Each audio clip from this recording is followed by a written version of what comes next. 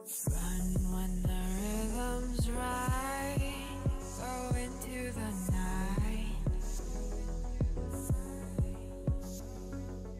Go until you're out of sight and you're out of my mind.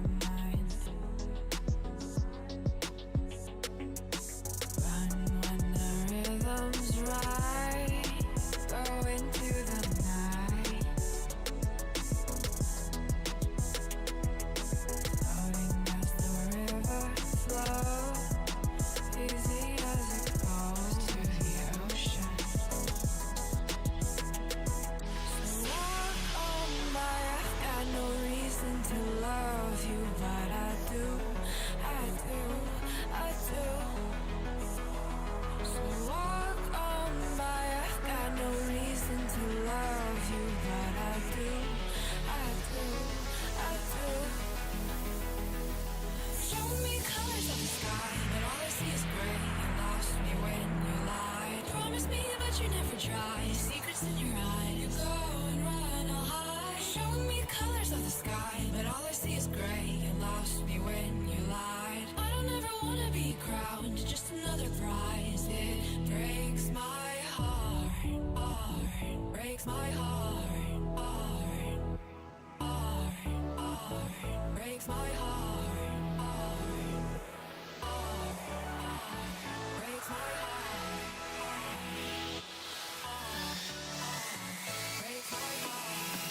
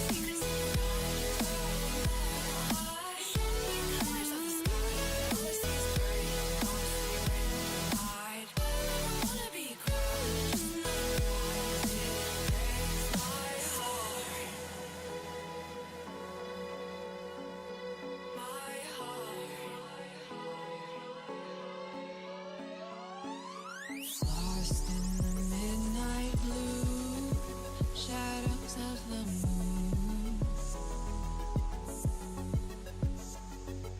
Here with open arms for you, feeling something so new.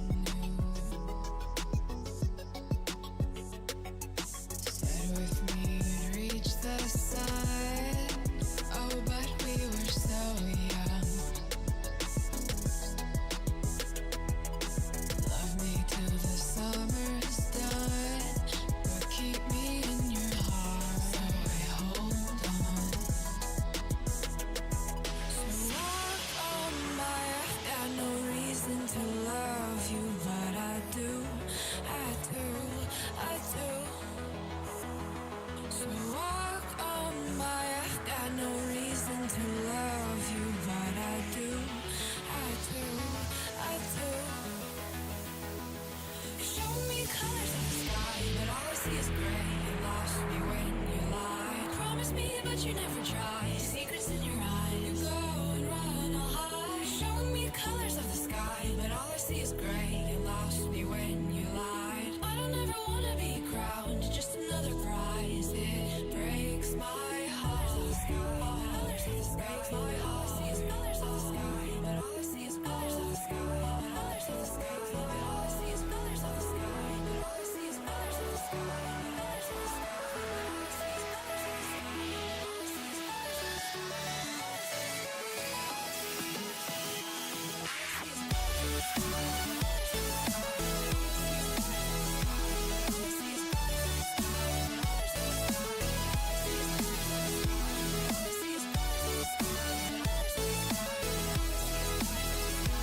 I see is colors of the sky.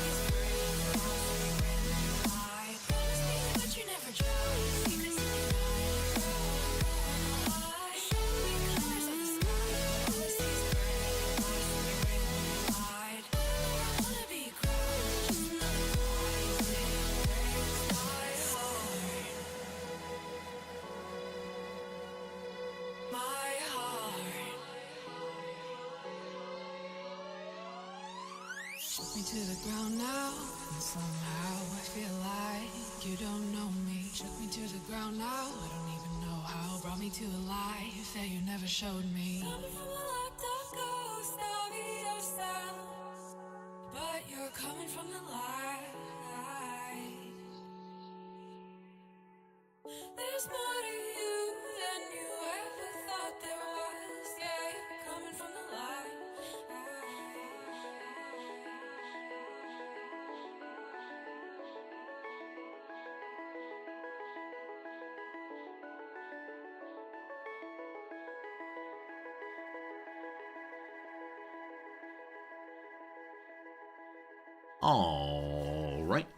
All right. Good morning, good afternoon, good evening. Welcome. My name is Resorty, and to you, one and all, I say, hello, friends. How's it going? Welcome. Hope you're having a very good day wherever you are. It's a pleasure to see you here right away. It's a pleasure to have you here before I've even said a single word. So many of you have now become regulars in the opening. I appreciate that. It's nice seeing the same names every day. It's nice seeing different folks at different times, too.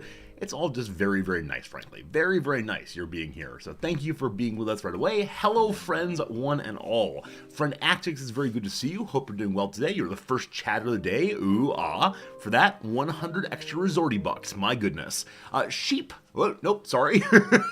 Thank you for the Prime subscription, Sheer Ponage. And I apologize for calling you Sheep. You almost became Sheep Ownage, like a farmer or something. But thank you so much for being there. I do appreciate it a whole bunch. Hello to Zendaya. Hello, my friend. Pepper, how's it going? Pepper, hope your poker adventures have gone well recently. Hope your computer is not having too many blue screens of death and or destruction. It's good to see you for sure. Hello, Silent. Hello, Ramrod. Ramrod, yes indeed, we were up early this morning to watch Wrexham football yet again. Very happy to see the team win, though it was a story of two halves. In the first half, there were literally no players on the field who were part of the regular starting 11, just 11 youngsters and backup players. And then going into the second half, they brought out three very, very, very good players, including one guy who's probably making the most money in the entire league.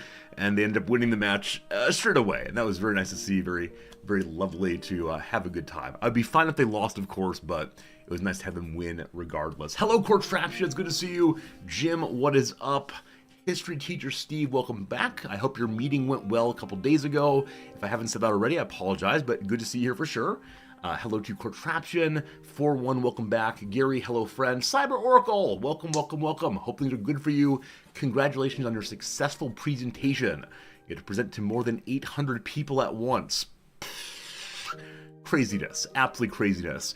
The largest group to which I've ever presented was actually a Twitch raid some years back. And it was a Twitch raid of a Taiwanese streamer, I believe, whose viewers all knew like one slogan in English that said, God JJ will tell you how to win. And it was like 1,000, 1,200 people, etc. It was great, except for the part where I knew that many of them could not understand the words I was saying. And so I dropped right away to, oh, thank you so much. I appreciate it. It's very kind of you. But then once I got into the game again, the numbers dropped off. Because clearly when talking about, de jure structures of government and so on, it was just not going to work. But occasionally those viewers do stop by still. It's very, very sweet when they do. So yeah, I can't imagine speaking to 800 people who I knew or knew what I was saying the whole way through. Too difficult, but good seeing you indeed. Let's see, what else we got here? Contraption says tie right off the bat. Yes, today we have the yellow tie on. I was considering starting today's stream with a little song for you all. I considered singing that song that has the chorus of "And It Was All Yellow," but I couldn't remember how it started. I mean, I remember the song, but not the words. It's like, look how the it was all for you, and it was all yellow. Like, oh, how awesome would that be if I could actually just get it right, and then I come on screen with a zoomed in, nothing but yellow necktie.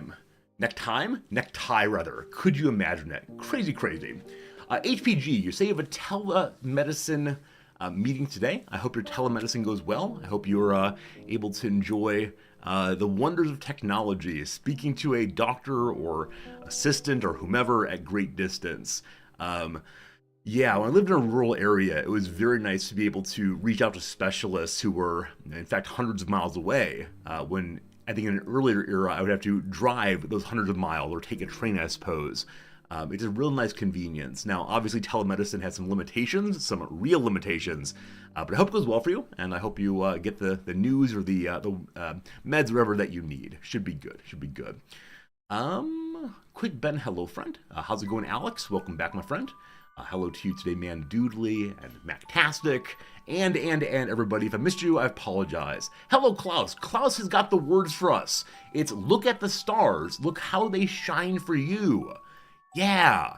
And like there's some part of that song later that's like, your skin and bones? Skid marks or something. I don't know.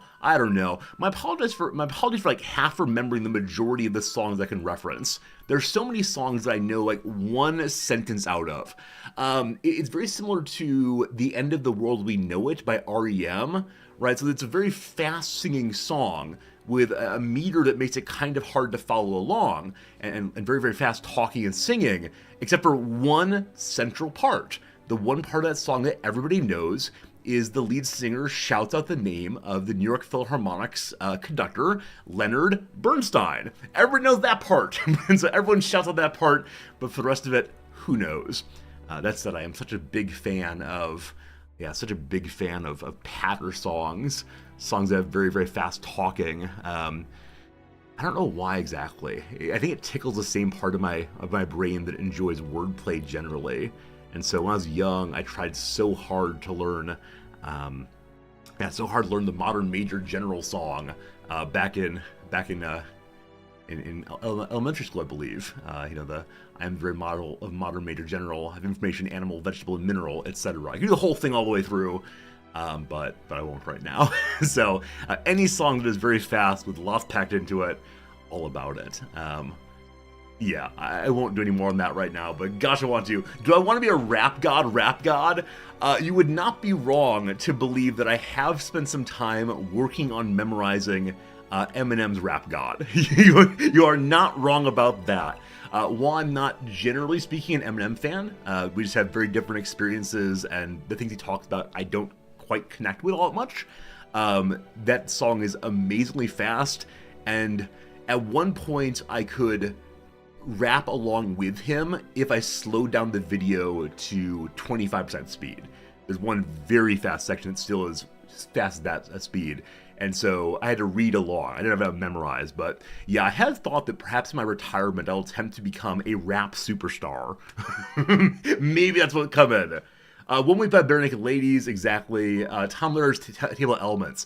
Yeah, Tom Lehrer has the song where he sets all of the elements on the periodic table to the theme of Modern Major General. And it's a very strange song, and he plays a cute piano part along with it. And yeah, it's just absolutely lovely for sure. Ramrod's wondering, what are we teaching in class today? Yeah, we're teaching contemporary soft Marxism. So Monday is like what was Marx Theory Day, and think about this big idea that has inspired and challenged lots of people. But then, let's see what other possibilities there are other than violent revolution. And so the main topic of today is worker-owned co-ops. These kinds of workplaces where there is no one in particular who owns the tools, the building, the machines. Every employee gets an equal say in how the work should be done, an equal say in how wages are assigned, how contracts are drawn up, all the rest. And you might say this is a lot of meetings. Yes, it is. It takes deliberation and democracy very, very seriously, rather. And sometimes they will elect for a time a person who does the organization, does the management, but the most important part is anyone who works there has a say in how profits are distributed instead of it immediately going to the owner. Right now, there are about 700 or 800 of these in the U.S. Many of them are minority owned. They preferentially hire people who have spent time in prison, people who are African American women especially have done a lot of these. A couple of years ago, the United Steelworkers, the big union organization in the U.S., said they want to starting these groups for laborers as well, which I think are super interesting. And you might say it's only works at a small scale. And to that I say, look into the Mondragon Corporation of Basque Country of Spain. At its high point a few years back before the pandemic, they had 81,000 people working in one of these together. 81,000 people. And so they have a whole bunch of management decisions or management hierarchies that they have chose. But the manager is the person who is chosen for the position, as opposed to being the person who owns it and gets the benefit of it because of their ownership. It's a really fascinating idea. And I think a lot of my students are challenged by it in a useful way, where if I start talking about like Marx's true end goal of the classless society in which all things are shared as needed, they roll their eyes, right? They either roll their eyes and say, I'd love to see a unicorn too, or they say the Soviet Union did that foolishness, and fine. I don't want to argue that by any means. What I do want to say, though, is look at this thing that's happening in the world right now, in which people cooperate in the workplace and try very, very hard not to take advantage of each other. And I think real-world situations where people are trying cool stuff, whether it's like a libertarian commune, whether it's a group of anarchists running a farm or whatever else, it is so cool to me. Many of you know that some years back I went and lived in a monastery for a while. So it's like, how do people live that way? What can we learn from people who live in radically different ways than the way that we tend to live? And hopefully the students are equally interested. I don't want to convince them. I don't want to make them believe as I believe, but I just want them to think that maybe something else is possible what we're doing right now. That's all I ever want. So there you go. That is the topic of the day. Hey, Kick, co-ops indeed. Yep, co-ops is the big topic here. Specifically worker-owned co-ops, as opposed to co-ops that have the customers as owners as well. Many of those are schemes, but the ones where worker-owned are where I want to push a little bit more at this point. What I learned from the monastery, the importance of listening, the importance of routine for me. Not just a blind, thoughtless routine, but an intentional routine that divides my day in a way that lets me attend to things that really matter for myself. I think quiet and routine are the two big elements there. But also how beautiful simplicity is. How intentional people can be when they live a life of being told what to do. Because it is the case that in a monastery, the vast majority of people have no freedom, right? They swear an oath of obedience. So their abbot could tell them, you will now be prostrate on the floor for the next 14 hours, and they would have to do it. But what does it mean to trust someone in that kind of situation? And what kind of freedom do you pick up when you're told you will eat lunch at noon? They don't use the disciplining function all that much. And obviously a lot of this is very different from our standard liberal societies. But what can we learn from it? So at some point I'll write an article about this. As I've been saying for 2.5 years now. No doubt tomorrow will be the day that I write that article for sure. All right, I got 4 pictures for you. 4 pictures I'd like to share with you. And none of the 4 are giant stories. None of the 4 are crazily, what do I even say? Another 4 will be mind-shattering, but I took them with you at least partially in mind. So let's get those pictures going and see. Also, I should say hello, Mortal Spiral. Thanks for the chat, my friend. Mortal Spiral, the first chatter over on YouTube today. We're not going to talk to YouTube too much, but good seeing you, friend. Earlier today, I almost modded someone over on YouTube, but I couldn't figure out how to do so. So maybe tomorrow we'll get some moderators. Who knows? Hello, Gilman. How's it going, my friend? I don't know if you remember me. I remember your name somewhat, sure. You're glad I'm streaming the game. You need help when it comes to general layout with roads and districts to minimize traffic jams. You have definitely come to the... Wait, head goes the other direction. You've definitely come to the right place. I have so many great ideas on city layout that are not based entirely on just what I'm thinking in that moment. Oh, you won't believe how much planning we do. Welcome. And hello, Nada. All right, let me pull up the screen and we'll talk a little bit about... Hello, Fritz. And hello, YouTube chat. I don't know why you're there. That's weird. YouTube chat. Why are you here? Go away, please. Is it you? Okay, that's very strange. Anyway, here come some photos. Here come 4 photos that should be interesting and valuable, I hope. So, photo number 1. I actually don't recall what they were, but photo number 1 is... yeah, this one right here. I may have shared this over on... I may have shared already on Discord. Here in Japan, because people don't have cars, a lot of restaurants use things like Uber Eats or bicycle delivery people to bring food to your door. McDonald's in particular has the best of these. This is a picture of my wife Noms standing next to one of those little delivery vehicles they use. Also, I wrote in the wrong place on screen. Terribly sorry. Whoop. And so, yeah, it's this adorable little scooter thing with a giant box on the back that has a burger on the side of it. And inside of it, there's all kinds of like cup holders and ways of stabilizing the food so it doesn't shake terribly and get thrown off to the side. It's pretty darn amazing. And so usually on Saturday and Sunday mornings, our neighborhood is full of the buzzing sounds of these vehicles. And initially it was so annoying, but Noms loves it. Noms loves going outside, or not going outside, sorry, looking out the window to spy and see who is getting the McDonald's this time. As I often say, she calls it neighborhood watch, and I call it spying.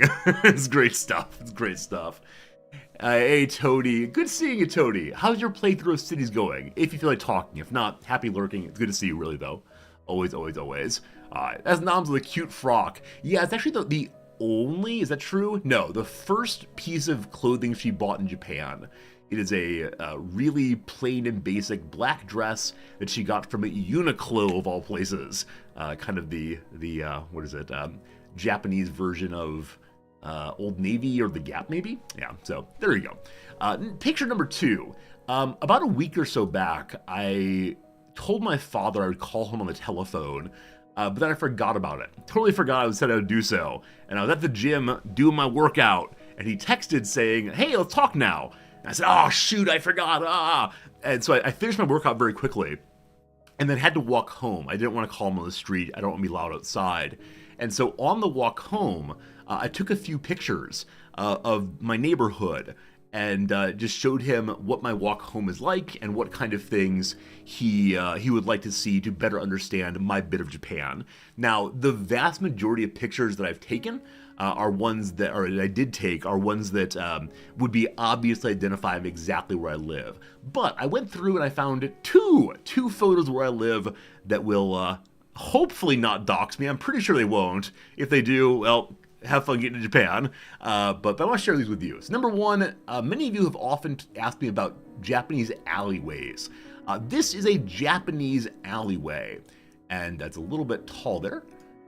Yeah, I did not take it in the best of directions, but yeah, Japanese alleyway right there. And that's actually the alley that goes directly to my house. So if you walk about, I don't know, 2 minutes from there, you'll be to my house.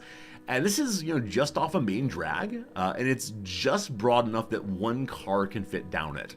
As I say, most people in Japan are doing the, doing the walk thing, and there are those little vending machines absolutely everywhere. And most of the buildings on both sides there are apartment buildings, some of which have 12 or so units, some which have fewer. And you'll see there those outside air conditioner units. Our air conditioner units are always, churning along. And they also do heating, of course, and in the hot summer, they'll drip water regularly. Of all the questions, why would someone ask, what are the alleyways like? I think it's because they see alleyways in anime. They see alleyways in their various Tokyo shows. And because, hey, what's Japanese alleyways like? So this is my alleyway that I go down twice a day at least. So there you go. Nothing terribly special. I'll take a picture of the future and take a more attractive alleyway photo of one of the big shopping areas. One that has neon everywhere, etc., etc. Also, if you can see me in this picture, I'd be wearing a little t-shirt and shorts and be very, very sweaty. Friends, I sweat so much. It is so upsetting. I've come to the decision, I think, that Japanese people do not sweat. I know this is not true, but the threshold at which my body says, emergency, we must dump all possible heat, begin the evaporation process. Like the point at which that happens is so much lower for me than for anyone at my gym. So I will see people on the treadmill running, and look over, and they're just dry. Where if I'm like doing some, like even a few squats, like a pretty strong full body exercise, everything goes, yep, we got some problems here. Psh. And so I wonder if that's just like a genetic factor about me, if it's something about, you know, white folks in general, if it's something about I don't know, about, you know, my poor health, my sedentary lifestyle till recently, or what exactly, because holy cow, I feel frankly embarrassed every time I leave the gym. Like, I have this moment of, like, I must get from my last workout station to the door, I put my head down and walk along a little bit, hoping no one looks at me and my filth. So, there you go. That's photo number 1. 3 kanji to say stop. It's stop ahead. Yeah, stop ahead in particular. The stop sign is up a little bit from there. That's how it goes. That's you and your Taiwanese boyfriend. He's totally fine in heat. You roast gets over 80 degrees Fahrenheit. Yeah, I'm not entirely sure. I'm not entirely sure if it's about like the kind of conditions you grow up in. I'm curious if it's. Yeah, I'm curious if it's going to be that. I don't know. Yeah, it might be like if you grew up in a relatively hot place, your threshold for sweating is much higher. I'm sure there's been research on this, but I don't want to assume anything. All right, here's another photo of the walk home. This is actually down that street a little bit, just before the corner to my house. And that's one of the buildings, and I'm glad that no one's at the windows, because they're palm trees. As a kid who grew up in the Midwest, it is the strangest thing for me to look up and see palm trees every day. And for some of you who live in, you know, California or other places, it is an everyday obvious thing. But here it still amazes me every single time. I'm used to oaks. I'm used to to maple trees, but I'm not used to this at all. I'm on a tropical island, bro. I mean, I think it's semi-tropical, but yeah, it's weird to remember this. It's very, very weird. Are these native to Japan? I have no idea, honestly. I know that the main kind of tree here is a cedar. I don't remember what kind of cedar it is. That during the Meiji Restoration was planted in huge groves to fuel the ongoing industrialization and building up of Japan. And unfortunately, these cedar trees cause so much pollen in the air. So basically, everyone in Tokyo is full of all kinds of sniffling and mucus and so on all throughout the spring especially. And it is totally known that this is the case because of the Meiji Restoration, but we like having the trees, thank you. The trees are very useful for for building up the houses. That now we're doing more and more steel building. There are ginkgo trees also, that's true. Ginkgo trees also everywhere. They sure do have a smell. They sure do have a smell. All right, friends, there's an ad break coming in about 1 minute's time. I'm going to go ahead and talk through this one. Just going to show a couple more photos, tell a couple more stories. Soon we'll get into the video game. But if you're here to watch the ads, I appreciate that. If you're just hanging out and talking, that's cool. Lurking, cool. Whatever you do, I appreciate it a whole bundle. Tony, the first time you ever saw palm trees in real life, you were amazed. So different from the norm. Exactly. I suspect the opposite is true also. I suspect if you took an average Japanese person and plopped them down in the middle of a pine forest, they'd go, wow, that's amazing. That's absolutely amazing. Where for me, I mean, obviously the forest is quite beautiful, but it is just pine trees. I'm very used to those. Yeah, I have a few colleagues who are Japanese by nationality and birth who have spent time in the U.S. And when I ask them, well, what's one thing you miss? Often they'll talk about certain views of nature. One spent a lot of time in Arkansas and in Nebraska, actually. And in both cases, the thing he misses is wide open spaces. Yeah, wide open spaces all the way. And I get that. And Tokyo does not have too many of those. And in both Arkansas and in Nebraska, there are huge stretches where, it belongs to somebody. It's fields of some kind, but you can just look and see a very, very, very long distance away. So, I do occasionally miss the wide open spaces. As many of you know, what I miss most though is the snow, and I'm still trying to convince still trying to convince Noms that over the break we should definitely go check out somewhere up north that'll get snow. All right, photo number 4. Photo number 4. This is the continuation of a story from earlier in the week. Friends, it's Fritz once more. If you're wondering why I screamed, I said the first half of Noms' name. Whoops! Whoops! It's fine. It's a very, very common Japanese name. It does not tell you who she is. We're fine. My apologies. So this is Fritz. This is Fritz. As many of you know from the weekend stream, there was a little bit of a desire that Fritz has developed that is annoying, but also very, very, very cute. He talks to me every single time that I go near the sink. Every time. And he clearly wants me to give him some groundwater. He loves licking water off of the ground, the floor. And this is a picture of him doing just the same. He will lick up absolutely all that water. There is a limit to that. If I dump out like a whole glass of water, he will not drink it up. That's a small pour out of a cup, and he's totally happy with that. And so we talked about last time. Right? We talked about last time of how do we stop the groundwater business, because it's annoying having to dump them on the floor regularly. It's also annoying having to worry that he will not drink it all up and it will damage the wood or whatever it is. And so behind Fritz's big dumb head, you will see a solution that many of you put forward. That solution is to move from groundwater to plate water. And friends, he has refused plate water. He prefers plate water to bowl water. We've tried now like a standard cat bowl that one would buy from the pet store. He dislikes that one very, very much. We then tried a kind of large soup bowl, and then we tried a pasta bowl. The pasta bowl is relatively flat. It just has some curving up on the sides to make sure your pasta sauce does not come out. And so the bowl thing is just not working. Now, I suspect it's the case that if I only gave him a bowl of water, he would eventually get thirsty enough to drink it, right? This is sort of the, if you're really hungry, you'll eat shoe leather. I don't want to force him into that. I want him to freely enjoy drinking, etc., etc. But yeah, we then tried saucer water, and he turned away from it. And so I left the saucer there for probably an hour or so. So what it was he was meowing for groundwater, and I made saucer water instead and put that down, and he ignored it entirely until eventually I did the little bit of groundwater there, and he drank it all up. So I don't know. Does Fritz have sensitive whiskers? Bowls can hurt some cats' whiskers. A great point.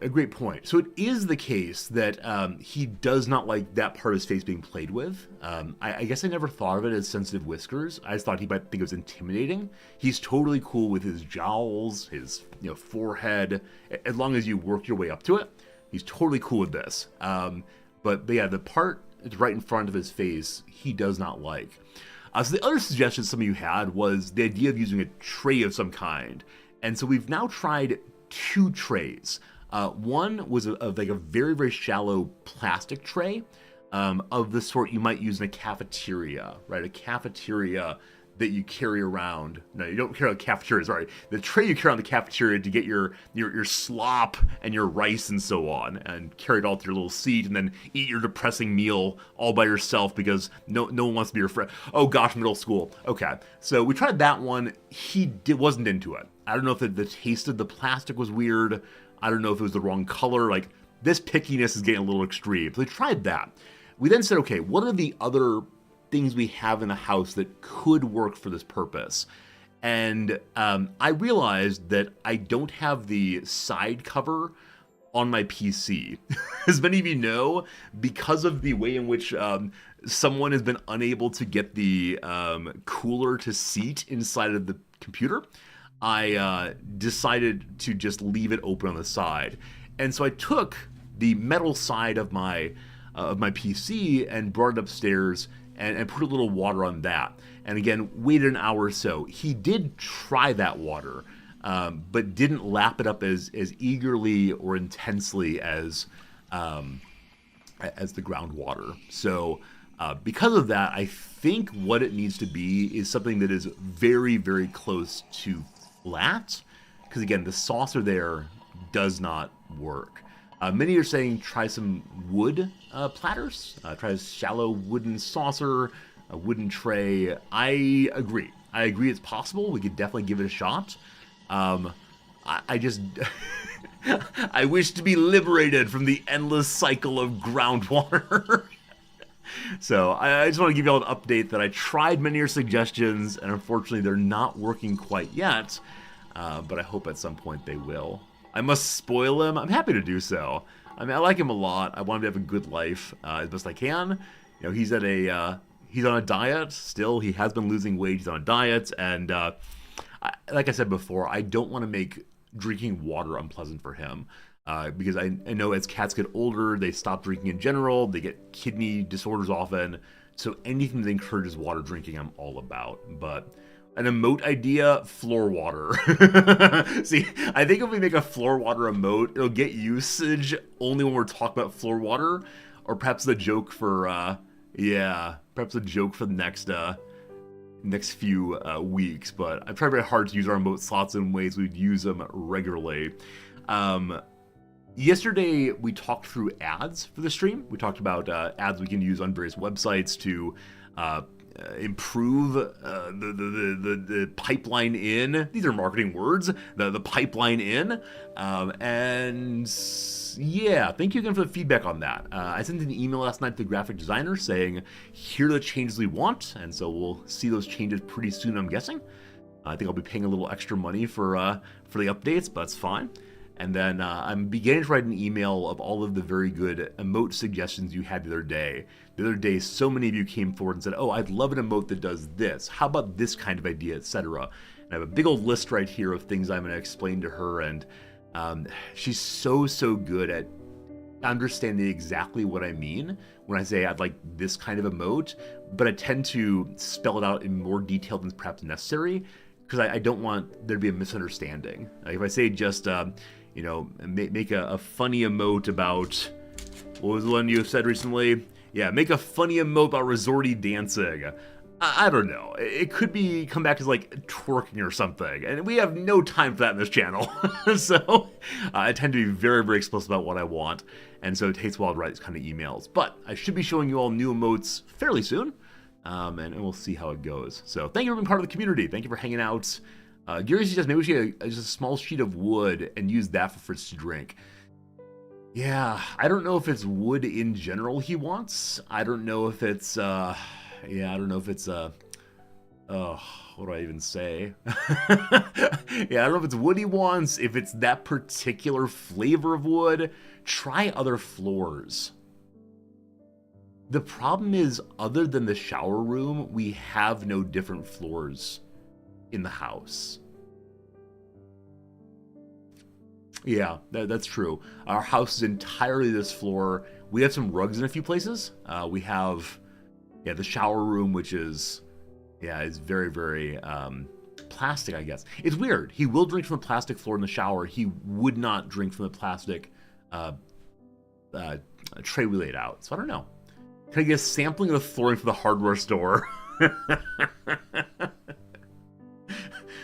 I don't know how to say those words in Japanese, but I'll have to lie also, right? I'd have to lie and say, I'm thinking about redoing my my apartment, and so I'd like to have a sample to see what the color is like. Not, I would like to allow my cat to drink from this. So we'll see. What's the temperature of the floor water versus what it would be if it sits for a while? I think the same. We don't have heated floors. We've talked about getting them at some point, but we don't have heated floors here. It is an area that I might step on at some point, but it's not getting a lot of traffic. I think it's a negligible difference, but I'm happy to touch it when I get upstairs later and see if there's any difference. And the water comes out of tap at basically room temperature. You have to put ice in if you want it to be especially cold. You can go hotter if you want to, but I don't usually do so. So who knows? Flask was wondering, could the DALL-E program make some emotes? It's possible. It's possible that DALL-E could make emotes. That said, I tend to be fairly strongly opposed to replacing worker jobs with robot jobs. See the earlier part of the stream when I talked about Marx and such. That's how it goes. Hey, Shen and Shen friends, welcome to the channel.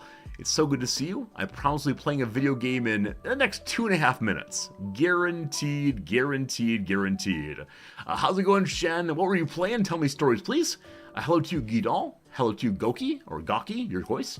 Hello to you, user Sam and Psy Spam and Profane and Ugh. Welcome, my friend. Cannibal, hello, friend. DKE. Thrawchild. Welcome, everybody. Hello to M. Brady. Sometimes cats are very weird, no way to explain it. Yeah, if you're just coming in, the reason you're seeing this picture right here is that is my cat who only wants to drink water from the floor. He is deeply interested in having the water on the floor.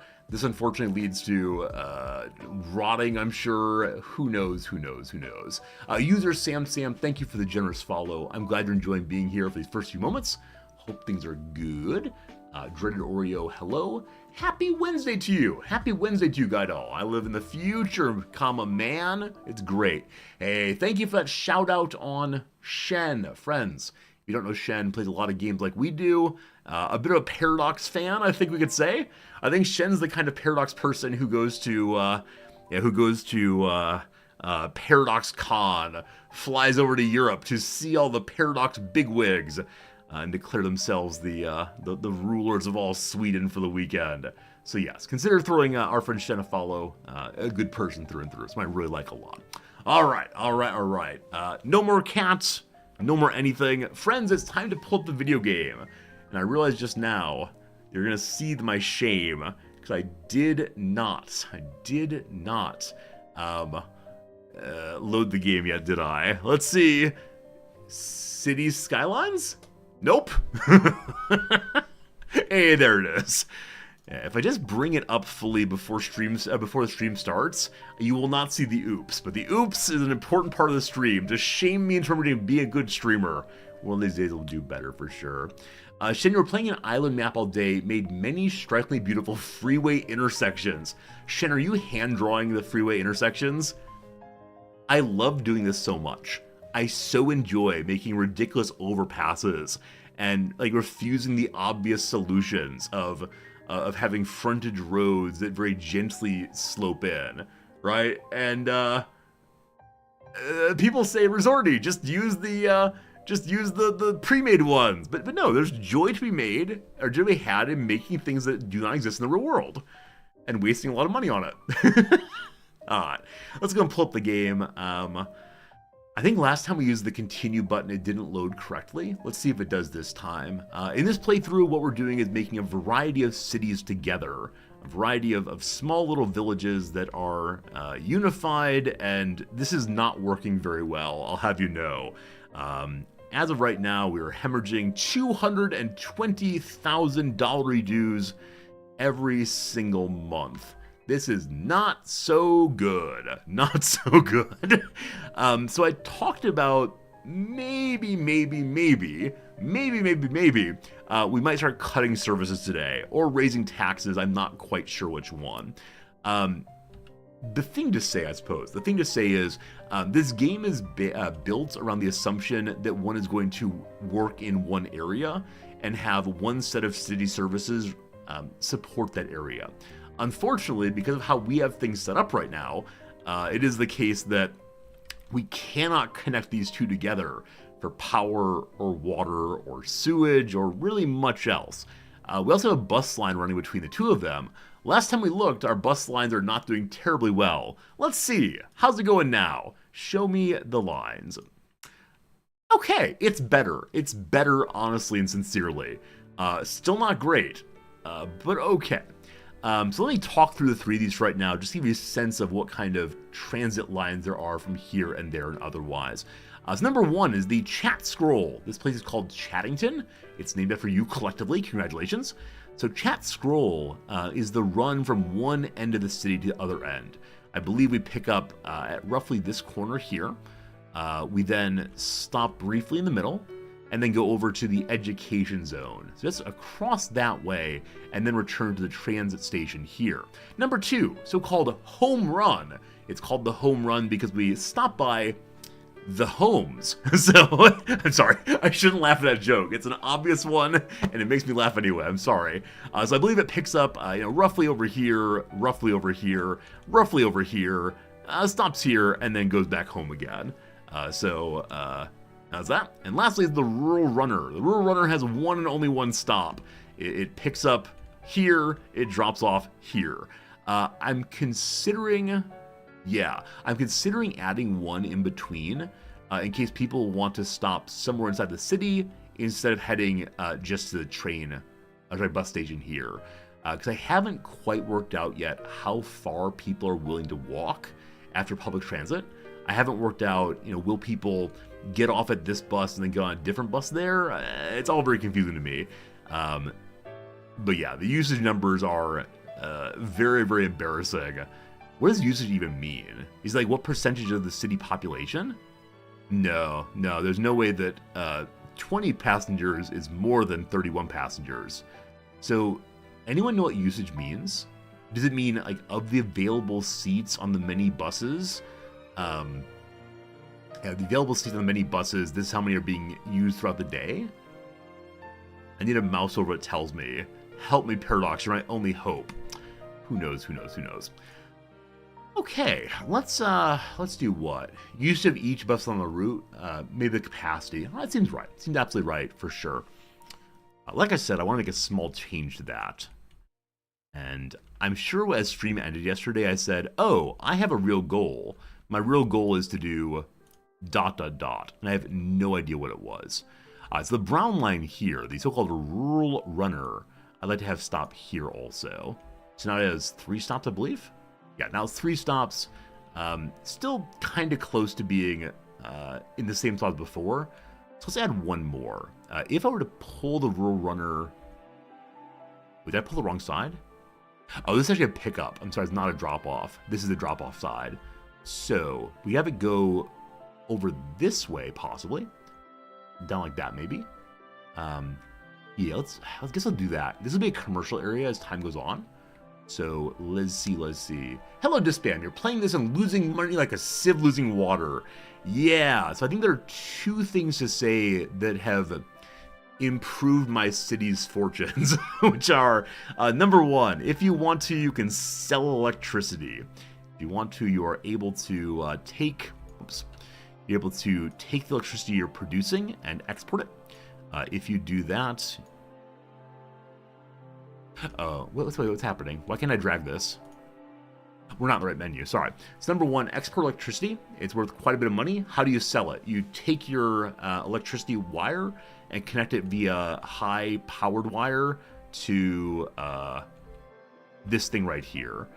Somewhere in your city will be a high-capacity power line that leaves your city. Attach it. If you're producing more than you need, do that. So that's one thing. The second thing I've noticed is this game really rewards compact building because services are not just based on capacity, but also on proximity in some cases. And I don't exactly know how that works yet, but what I know is when you build a big spread out city or multiple cities, you got to have a lot of money spent. So jam those people on in there. We want those urban centers just build up tremendously. So this map one more time. This right here. Let's grab it and pull it. All the way to here. Pull it. That's a kind of bird, I believe. Maybe a chicken or something. And then I'd like to go to this one also. See, this is the problem. I start adding more and more stops. And all of my lines end up being more or less the same thing. We'll see how that modification improves usage. Hopefully a decent amount. Hello, Tibbles. You like my bridge? Thank you. I didn't make it. It's a pre-made bridge on this map, but, I'll take any compliment. Any port in a storm, I presume.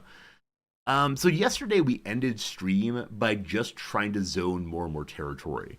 Because having additional zoning has additional buildings, there's so much demand here. And beyond that, the more we get people in, the more taxes we get, and that is the path to glory. So over here in Robotnik Park, looks like an Eggman for sure. Oh, maybe I should make it into an Eggman. Maybe we should actually give it a body. Should I remake my entire city to give this guy legs? Under other circumstances, I can imagine doing just that. For right now, we're gonna say no. We're gonna say no skinny legs allowed. Delightful though it would be. So those of you who are playing this game, I'm curious, have you chosen themes for your cities? Are there particular things you're trying to do or not to do? Like I mentioned earlier, this city is based on an idea that our viewer Fernandez had, namely build multiple villages and connect them together instead of just building out one huge city. But are you setting limitations for yourself? Are you just kind of learning the game and bouncing along?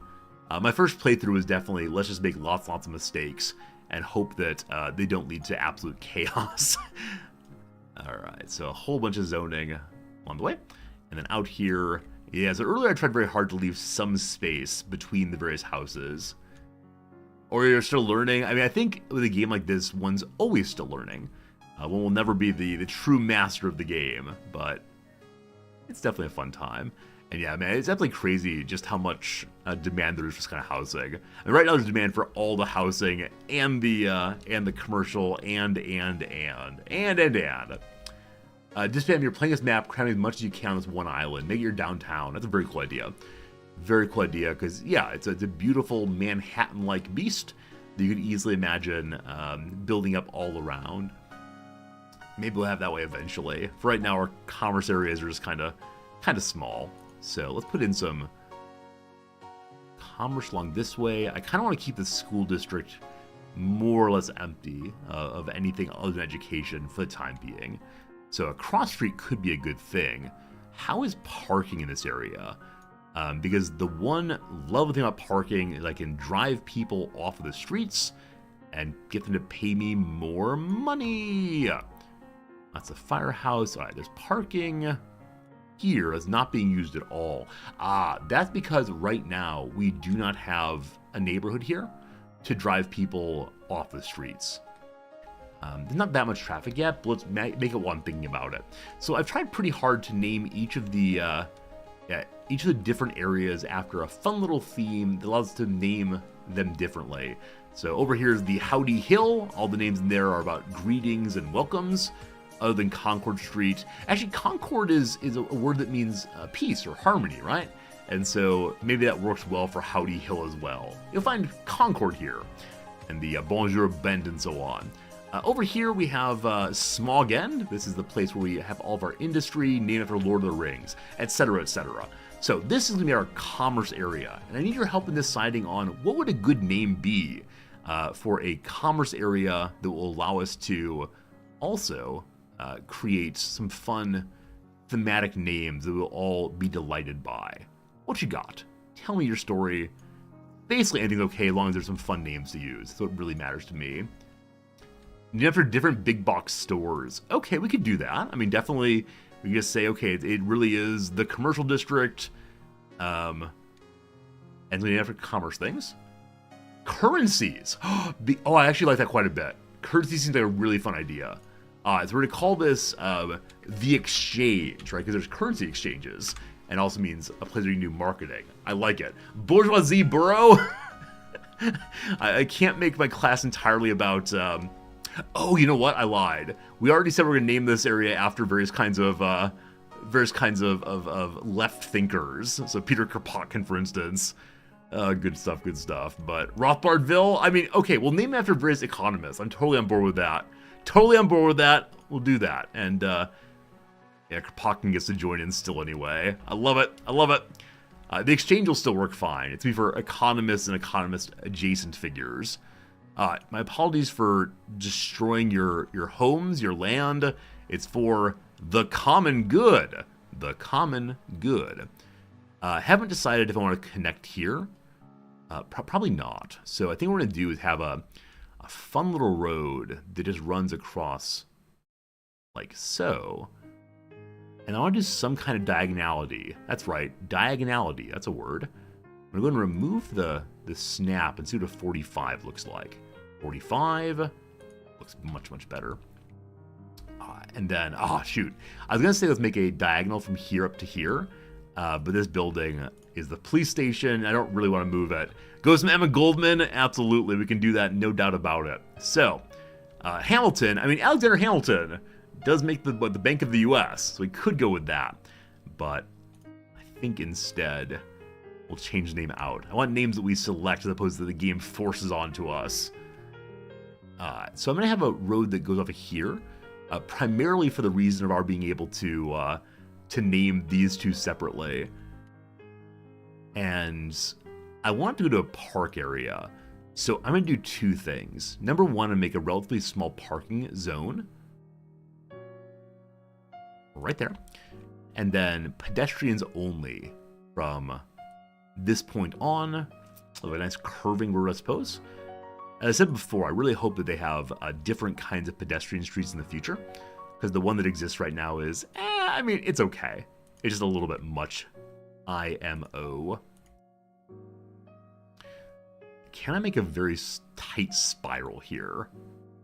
How would I do that? I think there's not enough space to really do much. Oops. Destroy that and try again. Yeah, the tight spiral may be a little bit much, in fact. Alright, so from here...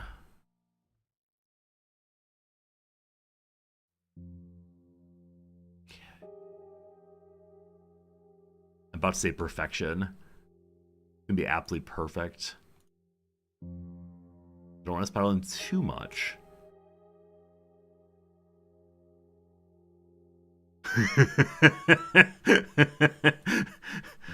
All right.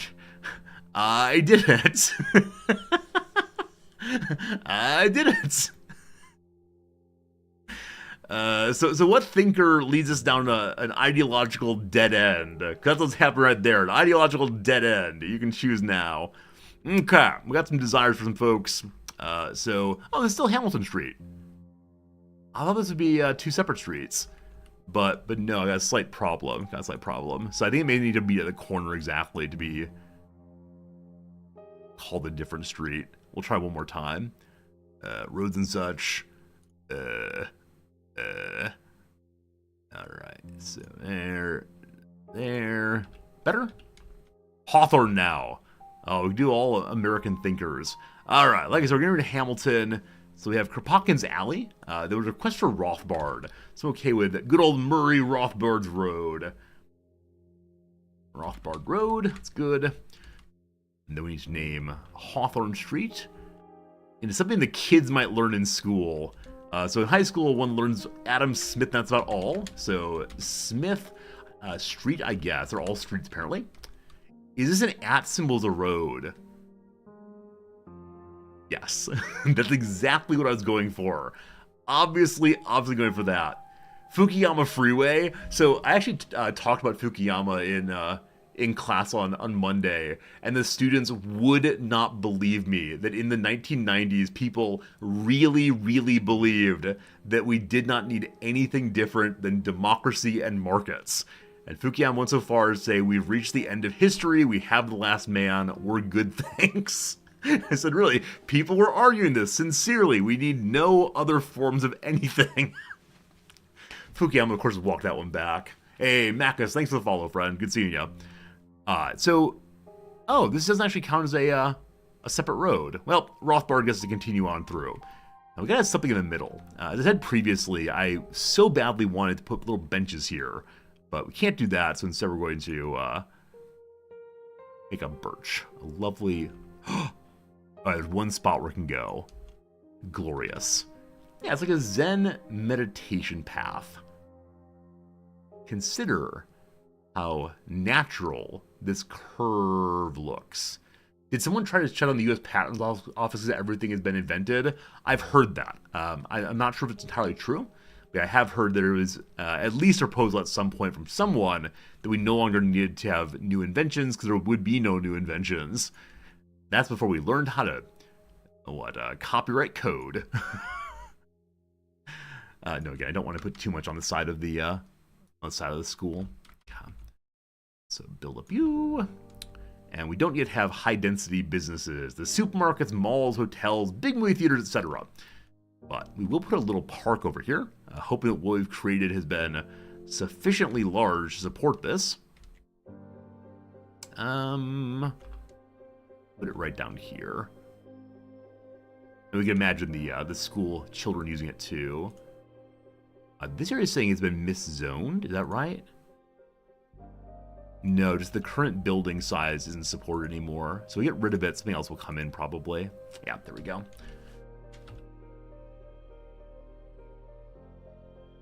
Okay. I'm going to put in some of the mixed-use buildings, the ones that are both residential and also commercial, like so. That part I'll leave. It can't be used. Some more down here. I do wonder if we're getting close to unlocking any of the special buildings. If you really focus on them, I'm guessing it's much easier to get them than just randomly assigning whatever and hoping for the best. Alright, and then down here in Steampunk Park, this is the place where we're going to make names that are either parts of machines or steampunkish names. I've decided we're going to do parts of machines. So, the gear shift, there are other machine words. We're going to call it gear shift gulch. Good, I like it. All right. And then office buildings as far as the eye can see. I really should know the names of some other machine parts. I'm sure I do. The problem I got stuck on, what's that part of the vehicle that moves energy from one direction to another? It's what causes the engine's energy to move onto the axles.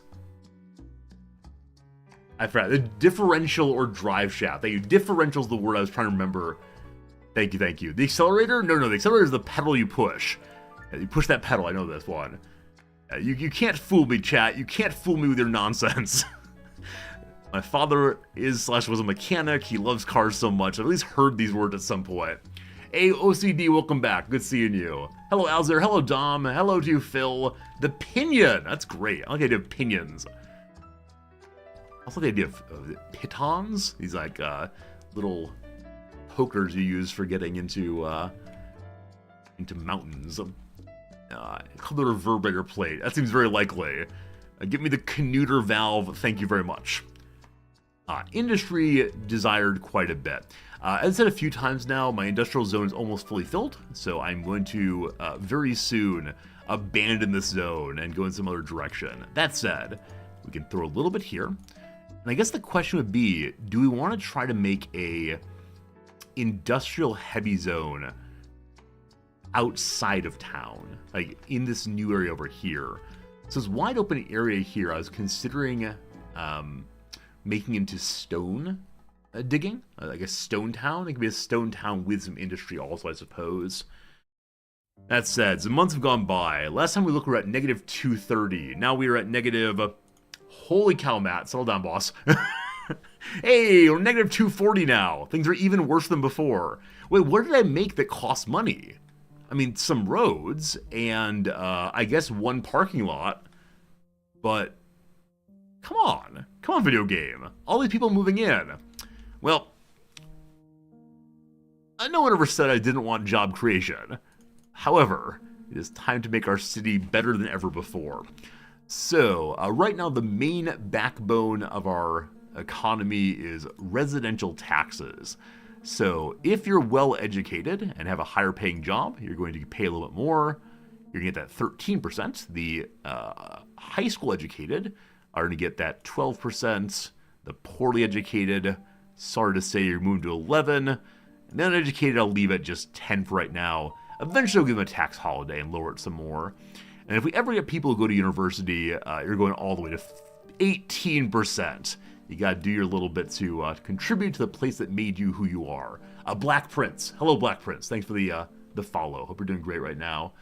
Ben, your city's losing money hand over fist right now. Yeah, it is the case that for so many players, the obvious ways of making money in CS1 do not exactly apply here. You gotta learn more things. You gotta learn more things of how to make the game more better. Those are all words. Those words make sense. There are different ways to make money in this game than in prior city builder games. And I think every city probably has a period of financial problems. We know that every time you level up the city, you get a big pile of cash to keep you going.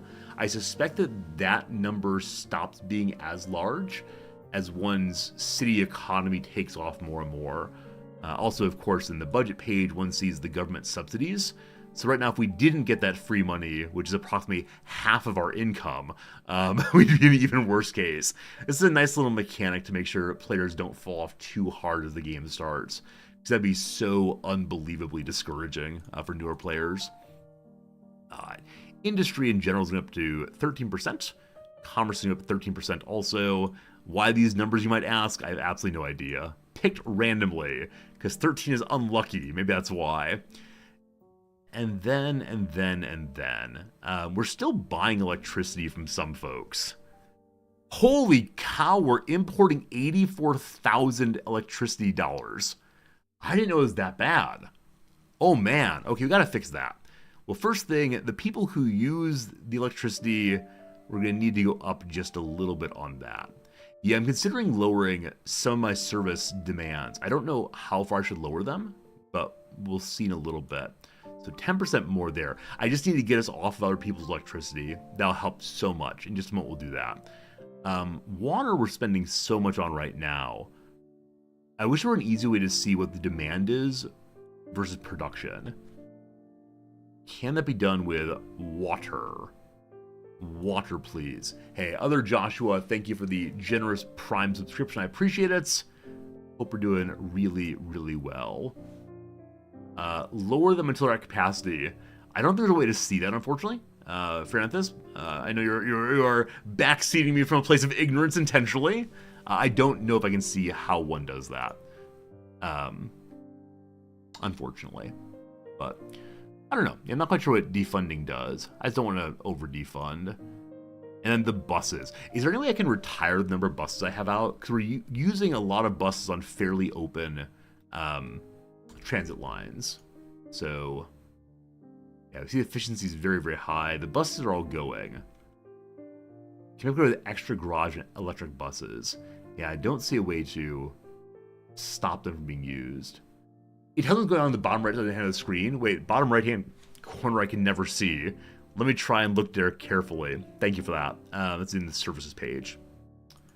Maybe I missed it. Maybe missed it. The services.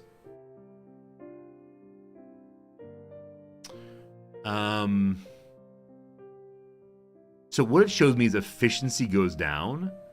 Unfortunately, I can't mouse over the efficiency to see what's happening there. So efficiency affects how many road maintenance vehicles are currently in use. Okay, that's the change there. So if we go to the transportation, it does not say what happens if the budget goes down. I'm guessing it's just you have fewer buses. So much defunding. Yeah, I wish you just said a little bit more about these things actually do. Schools, colleges, universities provide education, prepare citizens for different jobs. Yeah, I wonder if it's going to, fire some teachers. Got no idea. Water fees go up also. Budgeting down a little bit. We'll see how this goes. Oh, this one says water output and sewage treatment. All right, we'll see. We'll see. Okay. Some buildings hovering on efficiency might show. Oh, cool, thank you. Let's see. I'm curious about the water production building. Ah, okay. So, efficiency.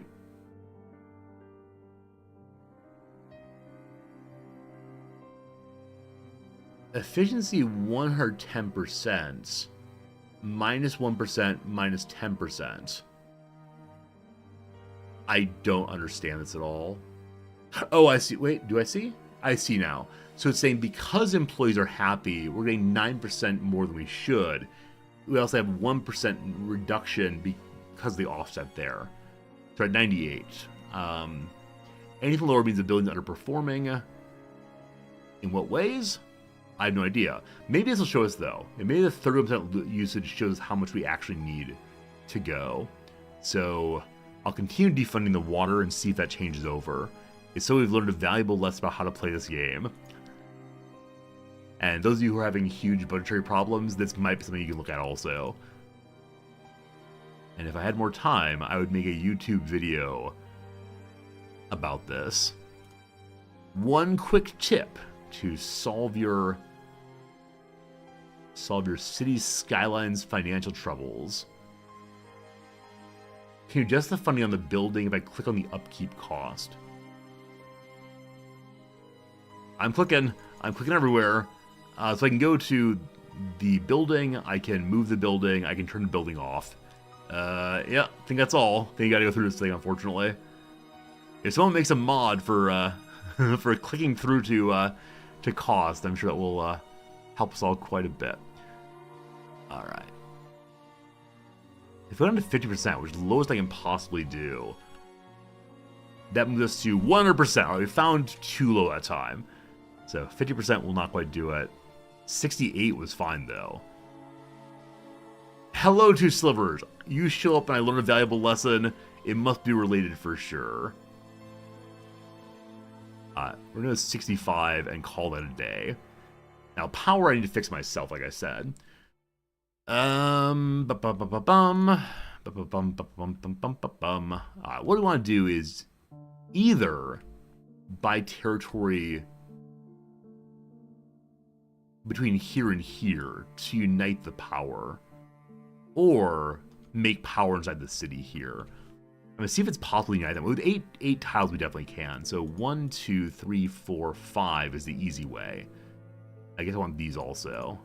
Okay. That was a lot of money. A whole bunch of money. But I'm gonna plug it in. If you're Rin Tin Tin or Anne Boleyn, I believe the phrase is. I'm thinking about all these great patter songs, all these songs I like so very much. So this place is where the water comes out. This place is where the power comes out. So I'm going to attach from the big side to an output that goes underground immediately. And I guess I'll follow the outer edge here. Now, any song with very fast parts, with lots of words jammed into them, when I hear them or think about them, they play over and over again in my head. And ooh, how I love it. Ooh, how I love it. We have one transformer way out here.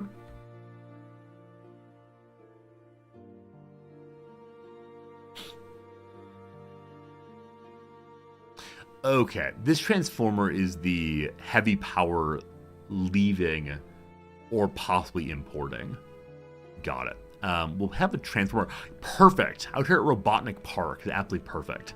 So let me go ahead and buy this bit and then have the Eggman get the true power.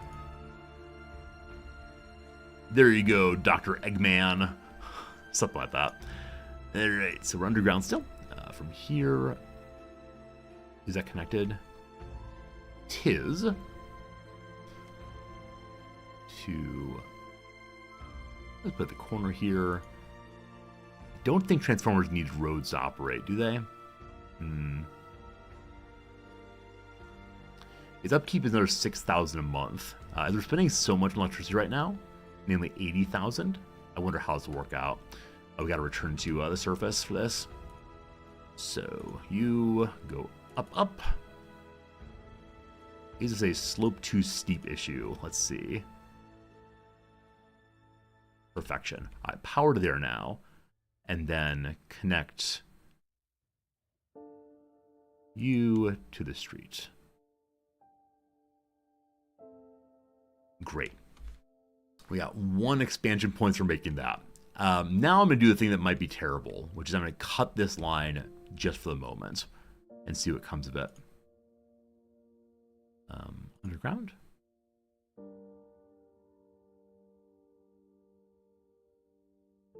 Okay, I don't see any immediate worries about we have no power. So I'm gonna let it run for a month or so, and then we'll look and see what electricity's doing.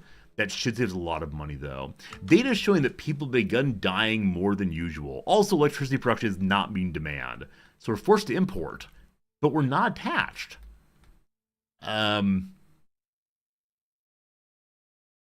What? We shouldn't be able to import electricity. So now we're at negative 90,000 for electricity. Are we actually not getting enough? There's no place that says we don't have electricity. Let's put the electricity grid and see.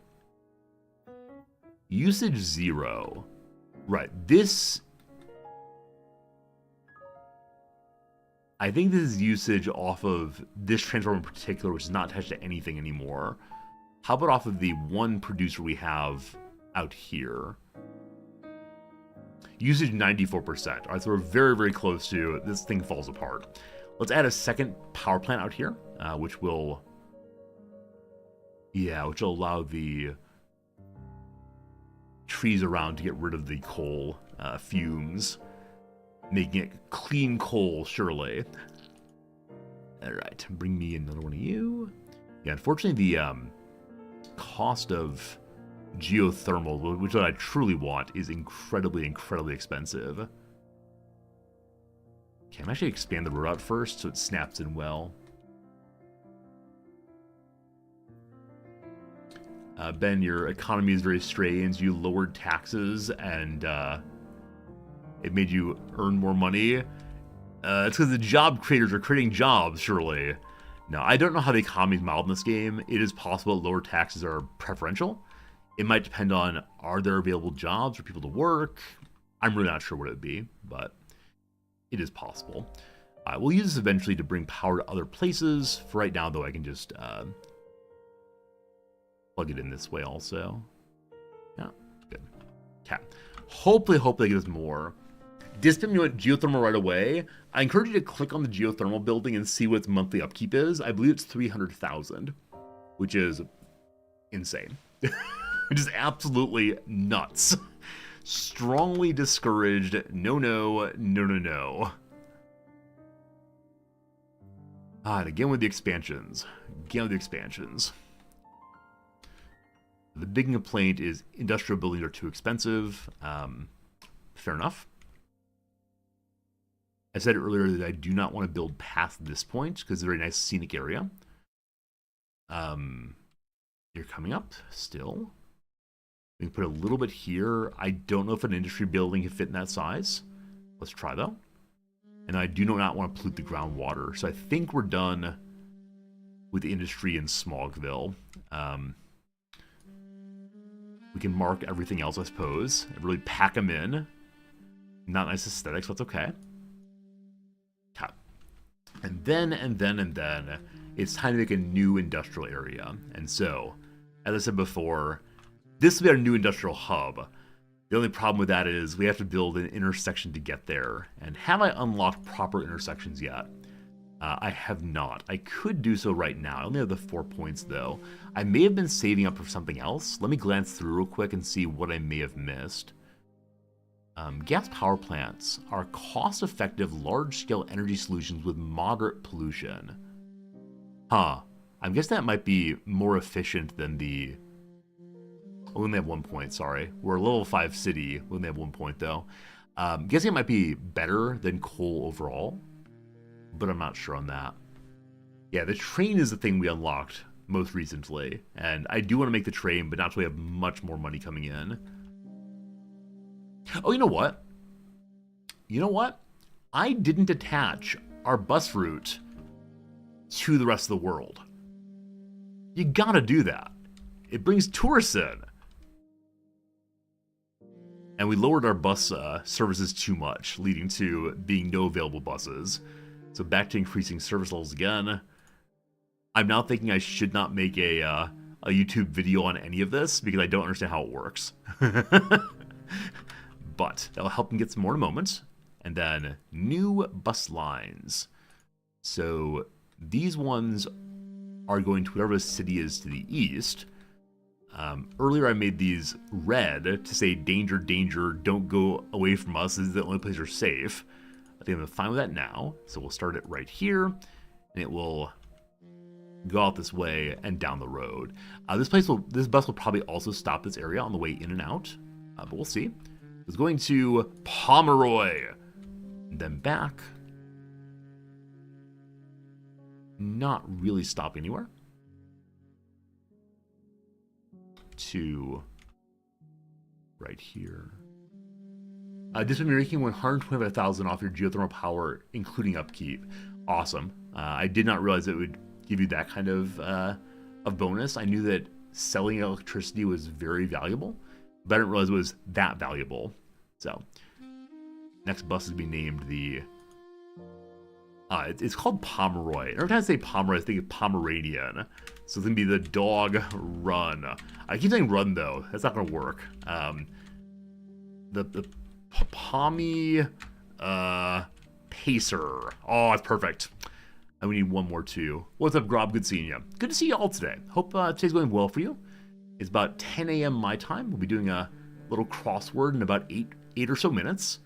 Today I got to teach. I forgot to mention in the open, today is a day that's very, very strange for me in the classroom because I have two groups coming in to observe my class who have entirely different priorities, entirely different needs.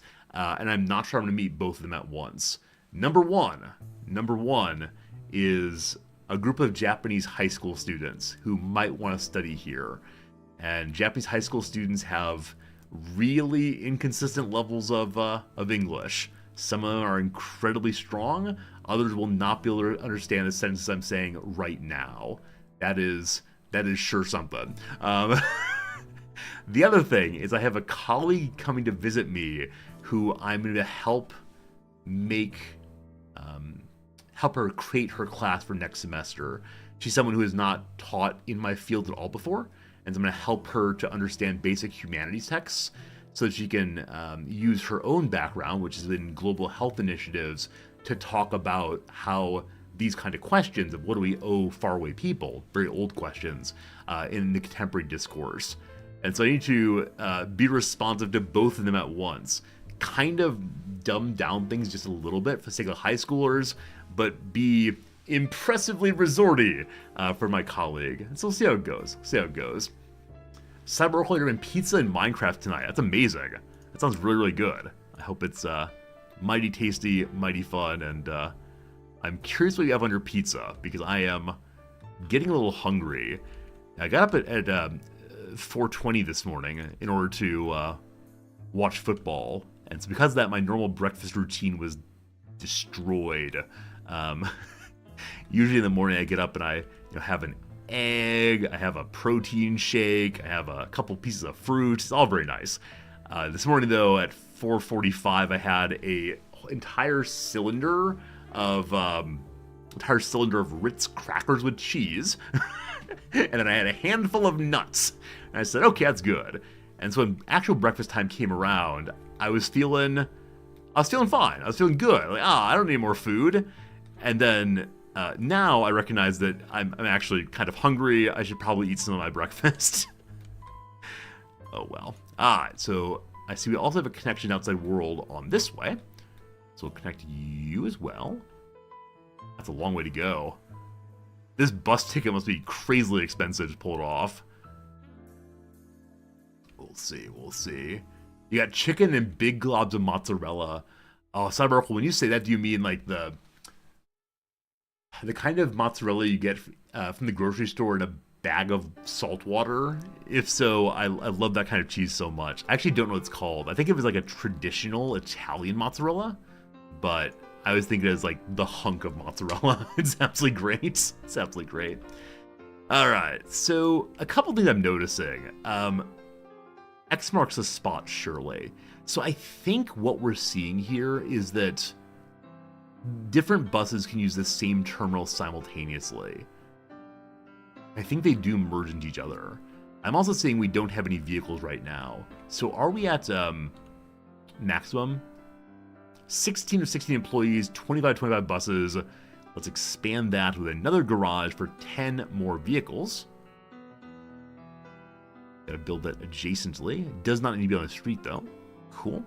Oh, we got more than one of them. I may end up adding multiple. Also, if you can add them only where they touch the building, it probably makes more sense to put one at the side here to put in a maximum number. And probably like have only one connection to the main streets. You can dump one here also. But we'll see. Also, all of you making your 420 Blaze It jokes. I thought about commenting. I got up at 420 Blaze It, but this is illegal in Japan. I don't even want to joke about that because the Prime Minister will come and get me. Terrible. Alright, so with the bus routes now made, I want to begin thinking about connecting these together. Also, I think another month has gone forward. Are we still spending money on... No, we're not spending money on electricity. We are producing enough. So what I'm going to do on electricity then... One moment. Did I go to 100% here? I did. What happens if you put more money into electricity? Because I'm wondering, is it profitable to push your electricity as high as it can possibly go?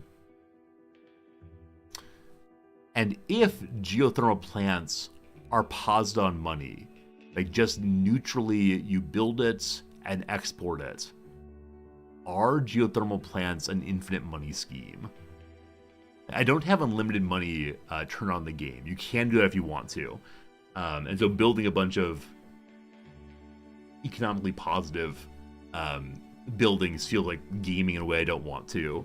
But I'm curious. I'm just curious. For now, we're going to plug back in and see if the exporting will do what we want it to do. So on power connection, here is one big line. It goes up here already. Good. So we just reconnect from here to here. And we'll see what we get for next month then. Reconnected. Power is going, I believe. I think that means exportation's happening.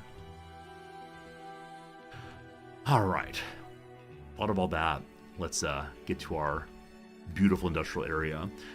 So the other area we built previously, our agricultural town, is just a dirt road off the highway.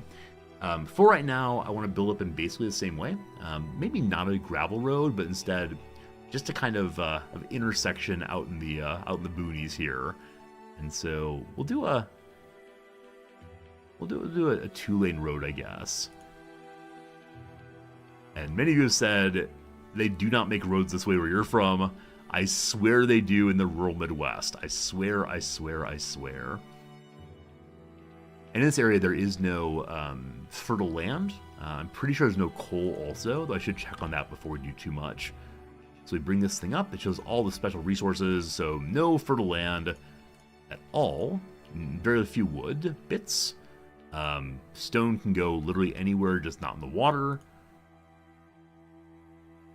Oh, are you coal?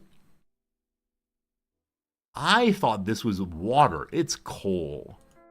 That is so appropriate for a stone mining area. That is good stuff. You are aware of these kind of roads happening just not at 75 miles an hour. I don't know.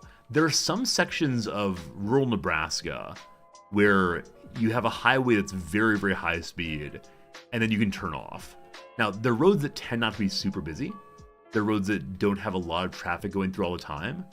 But I can guarantee that if Noms were here, she would say, oh, there's one of those out by Kearney, or one of those, on the way to Norfolk, or other parts of Nebraska whose names I've forgotten. So, it's a weird place, weird place.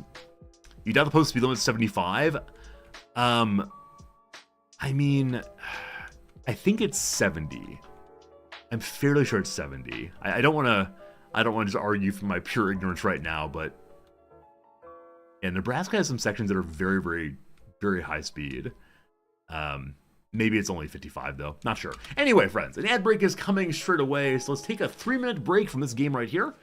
Maybe stretch a little bit, get yourself a drink, or sit back and enjoy a little section we call Doing the Crossword Puzzle. If you were here yesterday, you will already know this. If not, my friends, we have a third Monday crossword on the pile to be fixed someday. And boy howdy, I'm looking forward to that one. Today, though, we get to do a Tuesday puzzle instead. We only have one Tuesday puzzle on the to-be-finished pile. This one will surely finish very easily. Don't you worry. All right, where to retire? I want to say the bedroom. You go to sleep there.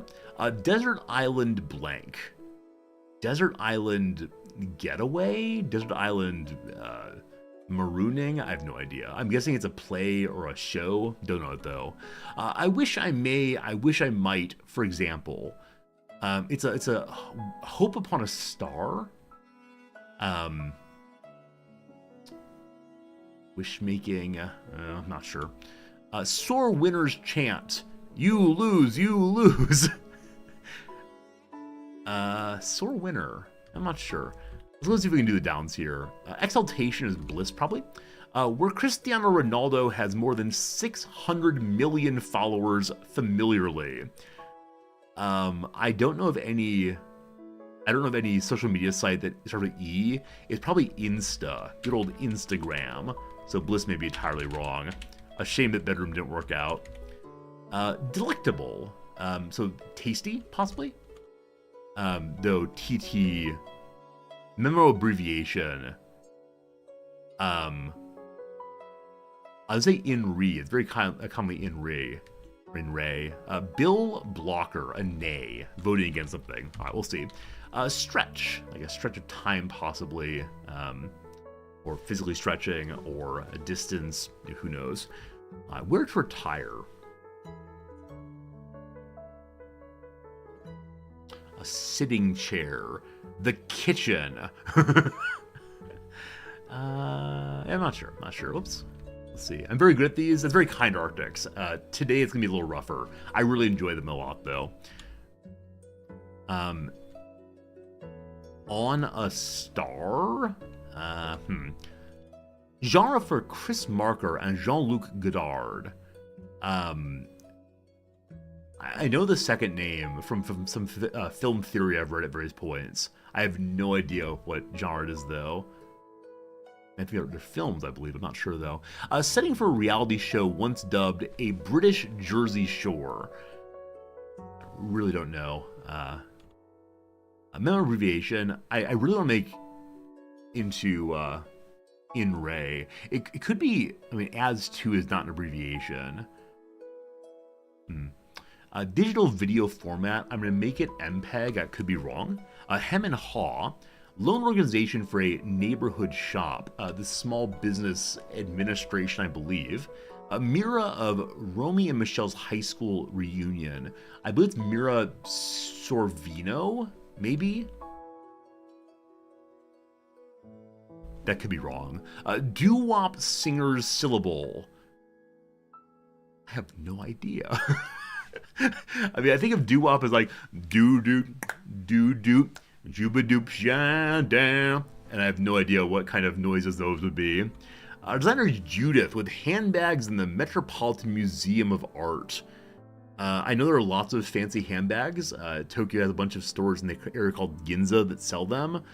I don't think Judith is the name of a Gucci, but, you know, who knows? Double Platinum Joni Mitchell album of 1974. I know she has the Blue album. I don't think that's it. I'm not going to remember any others right now, but man, if you don't know Joni Mitchell, you're missing out. She has a song called Blue. Is that Blue? No, it's a song called Carrie. It's a song called Carrie on the Blue album that I absolutely love. And I had a friend in grad school who could sing it very, very close to how Joni Mitchell would sing it. And every time we were hanging out together, I'd say, would you mind singing that song for me? And I think it became a little bit much for her. I think she got tired of singing it, but she liked me, so she sang it anyway. A certain Victorian Trinity. There's Queen Victoria and Albert in a can and whoever her successor was. Her successor was Edward? I can't remember. I think Edward. Pop singer whom Madonna once called my talisman. So there's someone who is an inspiration to Madonna. No idea. No idea. You're a huge Indigo Girls fan, influenced by Joni Mitchell. Indigo Girls are awesome. Absolutely. My wife is really into them also, and so I've enjoyed listening to them quite a bit. Emmett Smith or Walter Payton? Walter Payton was a running back, I believe, for the Chicago Bears. But I have no idea how to shorten that into those words. I'm fairly sure he's running back. Ovid's Blank Amatoria. I believe it's Lex, though I'm not certain on that. Man, start with V, end with X feels pretty bad. Venomous Snakes, Vipers.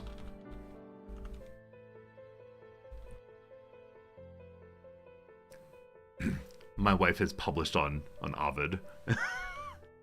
Don't tell her I don't remember this part. Let me go ahead and do the next row, these three, and then we'll move on. Stymies could be like frustrates, could be annoys, limits, that kind of thing. Melt alternative. Melt alternative. So melt's the name for a candy in some places. Melt, of course, is what candles do. Burn. Melt alternative. Yeah, there's probably some specification of melt I do not know. Last one for now. Hebrew for day. Yeah, I'm guarantee I learned it at one point in Bible school, but I have no idea. Enough for now. Enough for now. We'll come back to it in an hour or so. So, very good, fun start. Hello, Hitchell, how's it going, my friend? Good seeing you. Hello to Dr. Nixon, thank you for the resubscription. Thank you for helping me keep the channel on the air. That's right. Good to see you, awesome person. And user Sam says, where'd the video game go? Yeah, don't worry, we're still doing the video game. Just once an hour, we have a 3-minute ad break. And during the 3-minute ad break, we play a crossword so that anyone who does watch the ads doesn't get stuck not being able to see them. That's pretty important to me that our game time is not gated, I guess, and not gated by whether one can subscribe to the channel. So, them's the facts. Oh, you know what? We got very lucky here. I didn't even think about this. We can take power from our export line to keep this area going. Yeah. We're gonna need a transformer to do it. That's gonna cost even more money. But put a transformer up by the highway for sure. Off to the side a little bit. And cool. So heavy connection between there and there. Look at electricity again a little bit. Light connection to there. Great. Okay, so this area is industry and stone and coal, I believe, is right here. Let us see if that's true. Thank you all for the yays in channel. As I said previously, I never exactly want to tell people you must cheer when other people subscribe, but it means a lot when people acknowledge one another and say hello to each other and so on. Lurkers are awesome, but those of you who chat are also awesome, so thank you for being part of the community.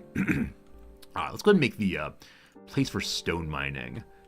And we either have stone mining closer to the road, or we can have it kind of out far. Because it's noisy, I have to put it out a little bit. And which side is the road side? That is. Hello to WX Dylan. Hello, friend. Okay, so stone miner number 1. If you want to, I believe you can make the entire circle here for digging out stone. I feel like that might be a little bit excessive. So for right now, we'll only do a somewhat smaller part. Okay. I always have trouble laying the initial box.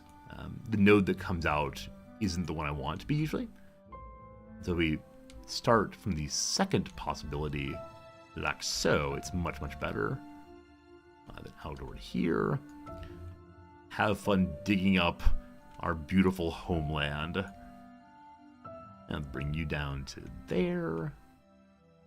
Is that nice?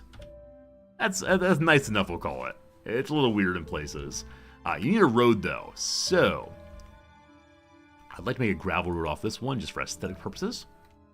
Eventually be absolutely chock full of, chock full of trucks, I suspect. Yeah, we'll go and connect over here. From the middle. Let's have a little bit of windiness. So I've never done a complex curve before. Define a start and middle point, bend, then bend again for the end point. Or a continuous, an endless series of bends. Endless, you say? I'm going to try this complex curve and see what happens. So we're going in that direction generally. Out here we don't believe in straight lines. Oh, that's really cool. That's really cool. I think I want to use this tool more often. It's something I often do by making a bunch of separate segments. But yeah, how neat is that? And why is it winding this way, we might wonder? What's the roleplay reason? The person who dug the road may have been drinking a little bit while doing so. Don't worry, he didn't run into anybody. Unfortunately, we don't have the tax money to relay the road. It's just not possible. Infinite curves will take the rest of the life of the universe to do so. I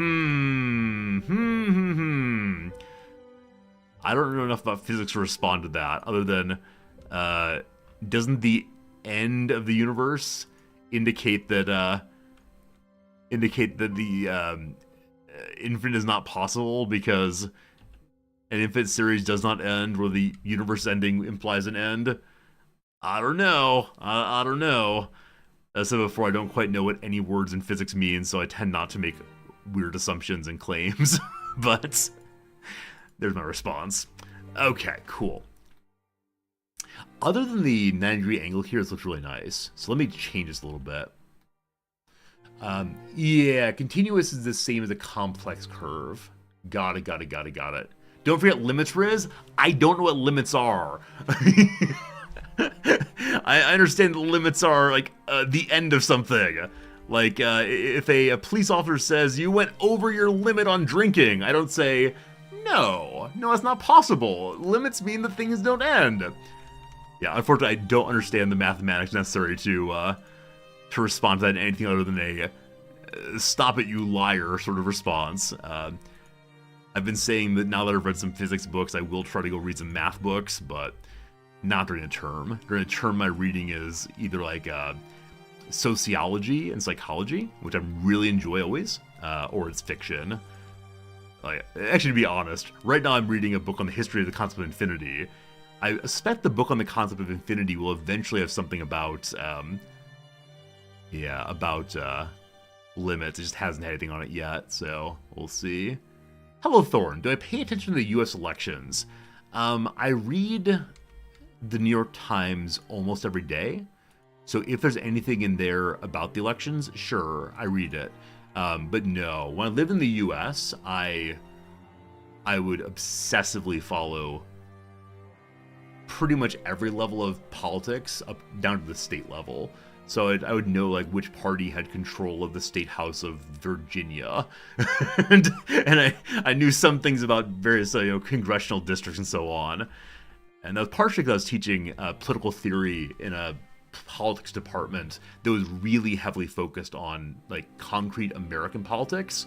Even though I myself did not argue at all about policy or anything, my colleagues cared about it so much. And so to be able to talk to the students about concrete applications of this and that, I would then do a little bit more. But yeah, I mean, the longer I'm here, the less and less I have to say about American politics is interesting, other than I'm glad I live here right now. That's all I got to say about that. But yeah, as I said previously, this is the point at which I worried that my being outside of this place is going to cause problems for my knowledge of crossword puzzles. Look, friends, look, I've never actually seen this before. Wait, previously, the stone area was just a big open area with no machine. What is this monstrosity? Oh my goodness. It's on wheels. Does anyone know what this would be called? Do you have any idea what this thing is called? A stone picker-upper. I have no idea what it's called, but I love it. Maybe an extractor? Okay, I like that word. Is this a thing that's actually used in the world? Like, do these actually exist? Also, I realize we have problems with sewage again. We can make a dumper into this pool of water here. We have to make sure it does not downflow to here. Or we can make a groundwater treatment plant. Those are kind of expensive, though, I believe, for wastewater. There's 67,000. Picker upper duber, of course. Perfect. A bucket wheel extractor. Bucket wheel. Oh, I mean, I see why we called that. Huh. Maybe it's called a stone crusher.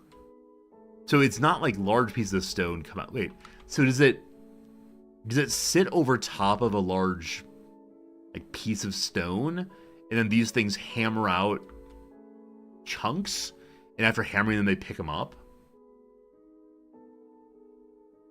Or is it picking up gravels, like pre-crushed maybe? It's a Bagger 288 built by the Krupp Company. Wait, how do you all know this? Do you work in this field? So here in Japan, we have train people who know absolutely everything about every train and train line in Tokyo. Are you an extractor person? Allow me to pull up a little web page real quick. I want to check and see, what on earth is this Bagger thing? Firefox? Not that one. This one? Yeah, yesterday we had a crash. Unfortunately, it's made all of my my Firefoxes weird. Huh, it's just not there anymore. All right, one moment. So, where's my window? Here it is. Okay. So I want to capture this now. Be right with you, I swear. Good. All right, welcome to the world of Go Away Fritz. No one likes you. Welcome to the world of Reddit ad copy. So, what's it called again? So it's called the Bagger 288 Krupp.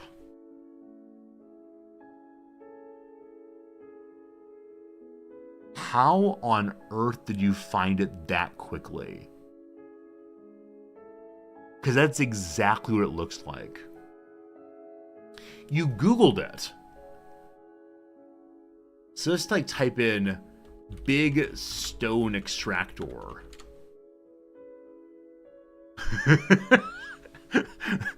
This is not right. This is not right at all. How do you remove stones from bile ducts? How long does a catheter stand for kidney stone removal? The extraction of stones in the kidney and bladder. You Googled just strip miner? Please don't be naked. Please don't be naked. Okay. A miner to strip mining, good. Okay, yeah. And so you saw this right away. Very cool. I appreciate that. All right, cool. So this thing is a German-built machine from the mining firm Ryan Brown. Bucket wheel excavator. Huh. Made in 1978. It superseded the Big Muskie as the heaviest land vehicle in the world at 13,500 tons. The cost was 100 million monies. Holy cow. NASA's Crawler Transporter remains the largest self-propelled land vehicle in the world. And the overburden conveyor bridge holds the title of largest land vehicle by any type of physical dimension. I'm not going to read through all of this. I'm just very curious about these things. So, the Big Muskie is the largest what again? Self-propelled. No. Heaviest land vehicle in the world. All right, this is the heaviest one. Prior to demolition, it's a coal mining Bucharest Erie dragline excavator owned by the Central Oil Coal Company. It cost the equivalent of $200 million dues. It weighed 27 million pounds. I think when authors make dystopian fiction, they often think this kind of thing. Like, yes, we'll make a machine that rips up the entire ground in 1 minute. And the engineer said, oh, we got you, fam. We got that already. Big Muskie. I wonder what it's called that. Muskie, I assume, is short for like Muskogean? Some word like that. It's a kind of fish, I think. Or maybe kind of Native American people. My apologies. Naming, etymology. Let's see. The bucket of the Big Muskie is named after Ronald V. Cruz. No, that's not what we need. Park was named Wall of Honor. Nothing about his name, so I wonder why. Okay. And then the overburden conveyor bridge. This is the largest by dimension, I believe. Panorama of the F-60 in the Janswald mine. Overburden conveyor bridges used in brown coal open cast mining. So this is how you get the coal from one side of the pit to the other side of the pit. How long is that? So it's 60 meters high. Can go up to 80. 240 meters wide. Holy cow. Holy cow. Hey, Jackcraft, thank you for the follow. I swear we're playing a video game right now. I just saw a building. I need to know how it works. So, Jack, thank you so much for the follow. I appreciate it. And also, Hit People Guy. HPG, my friend, thank you so much for the resubscription for many, many months. I appreciate it. Hey there, you want to know about Twitch Prime? Oh, you might be asking, what's Twitch Prime? Let me tell you, you connect your Amazon account to your Twitch account, and you get a free subscription to any streamer of your choice, namely Resorty right here. I'm not going to read all of that. Not going to read all of that, but HPG, thank you so much for your generosity in hanging out with us for sure. So very much. I also realized after making my my pop-up about subscriptions larger yesterday, I made it too small. Sorry. That's really cool. That's really cool. I'm not going to read it all, but it seems that all of the big buildings or big vehicles thus far are related to, mining primarily. But then, the crawler transporter is now the largest self-propelled vehicle. It's used to transport spacecraft from the NASA Vehicle Assembly Building to the launch complex. So they loaded up with a spacecraft and take it to the landing zone. That is so cool. Like, I think I've had this issue where, like in Kerbal Space Program, I've just imagined the rockets just show up on the landing pad. I guess I knew they didn't construct them there. Obviously, they wouldn't. It's outside. Yeah, it's crazy large. I see the people standing around it here. Like, this is a truck. It absolutely dwarfs that truck. I wonder how fast it goes. Oh, Jim, we already know. 1.5 miles per hour. A vehicle I could run faster than. Yes. Oh, insane. I mean, I don't care how fast it moves. Just that it moves at all is absolutely amazing. It only cost $128.5 million in today's money. That's nothing compared to the Bagger 288 and so on. Oh, we got one more. I'm sorry. I keep finding more and more things to look up here. Wait, real quick. Is it possible to get from this to philosophy by clicking on the first non-IPA link? I must know. What is El Capitan here? We'll get to that in a minute. But my favorite game, here we go. So from the crawler transporter, the first link is tracked. Love it. Toothpaste kisses. Possibly disgusting. Thanks for the follow. I appreciate it. Vehicle propulsion. I like it. I like it a lot. First link on that one is exploding. Force. Oh, I feel like we're getting there. Physics. I like it. Natural science. Branches of science. Sciences. Systems. Empirical.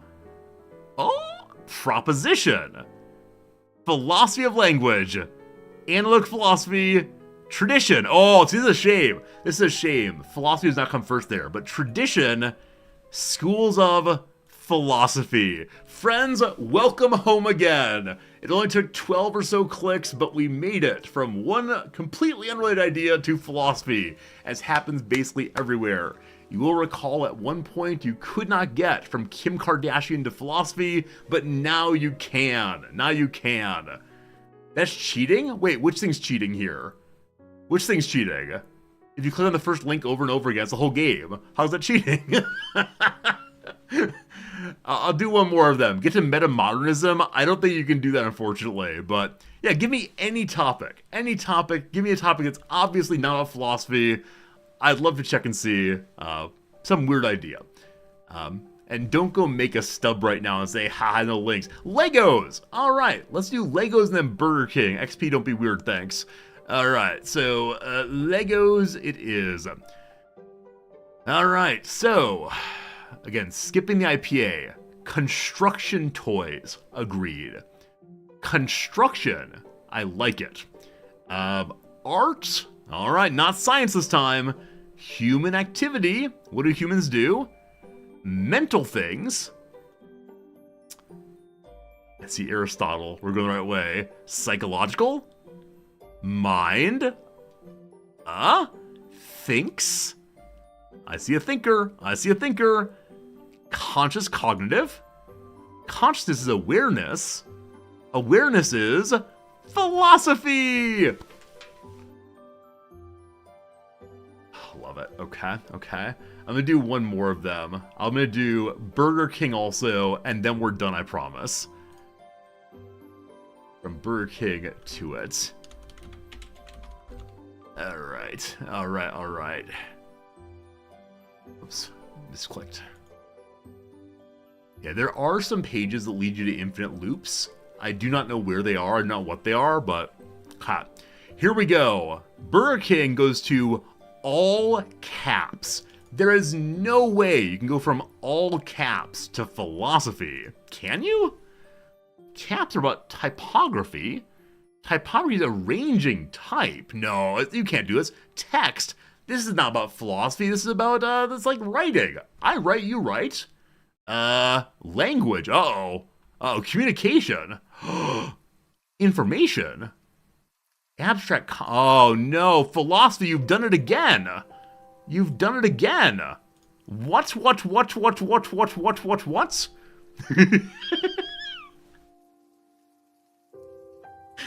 I love this game so much. This is really, it's such a dumb game. I think what gets me is like, there's a certain point at which you know you're gonna hit it, right? At a certain point you say, okay, obviously once you get to concept or mind or something, obviously good.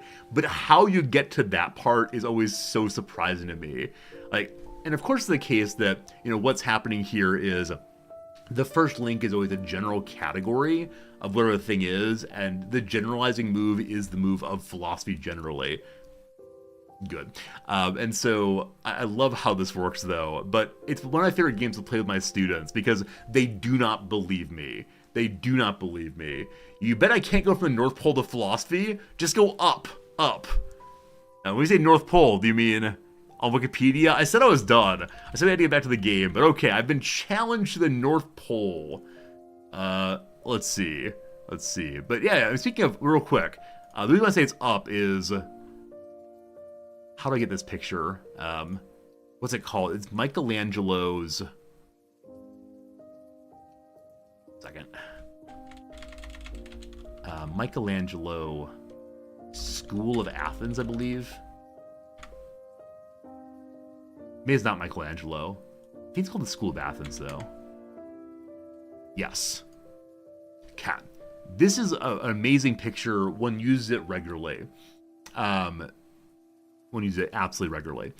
In philosophy classes to talk about the way in which this picture shows a lot of thinkers and important elements of their thought just not presented. So the very middle there, standardly thought is Plato and Aristotle. Is Raphael, yeah, my apologies. Plato is pointing up because where is truth to be found? In the realm of forms. And how do we think about things that are immaterial? They go up. Where's truth to be found for Aristotle? In the earth, in where we are right here. That very early quasi-rationalistic versus quasi-empiricist understanding. So how do you get to philosophy from the North Pole? You go up into the realm of forms. There you go. But it's absolutely beautiful. You go through very, very slowly. All these people have histories and stories. I don't know most of them, but I think it's Copernicus over here talking about the sun and the orbs and so on. It's really, really cool. Really, really cool. Yeah, awesome stuff. You think Plato's pointing to the celestial sphere? I'm not a Platonist. I will accept that you're right. The Plato I know is politics Plato, and that's about it. I know politics Plato, some jokes about the symposium, and that's what I do for sure. All right, we're gonna try one more. Celestial sphere. I don't know what that means. Who knows? Plato knows. Right, North Pole is the last question, and then I swear we're going back to the game. Alright, so, Northern Hemisphere. The Earth. This is science. Science isn't philosophy. A planet. Rounded. Math is not philosophy. Fluid mechanics. Uh-oh. Oh no. I think I've been here before. Maybe we should do this once a day. Maybe once a day we select one Wikipedia page and see if we can get where we're going. Oh, philosophy, you've done it again. You've done it again. Oh, there you are. I believe I learned this game in undergrad. I think it was a philosophy teacher who taught me this thing, and I didn't believe him initially. And now I tell my students, and they don't believe me, and it's just great. Is there a link to a random page? Hey, Jackcraft! Jackcraft doesn't want to see video games. Jackcraft wants to see more Wikipedia philosophy hunting. Thank you for generosity. I'm glad you're enjoying hanging out with us. I can use it as stand-in for crosswords. Oh, good call. Yeah, if I don't know a crossword to do, we can do this instead.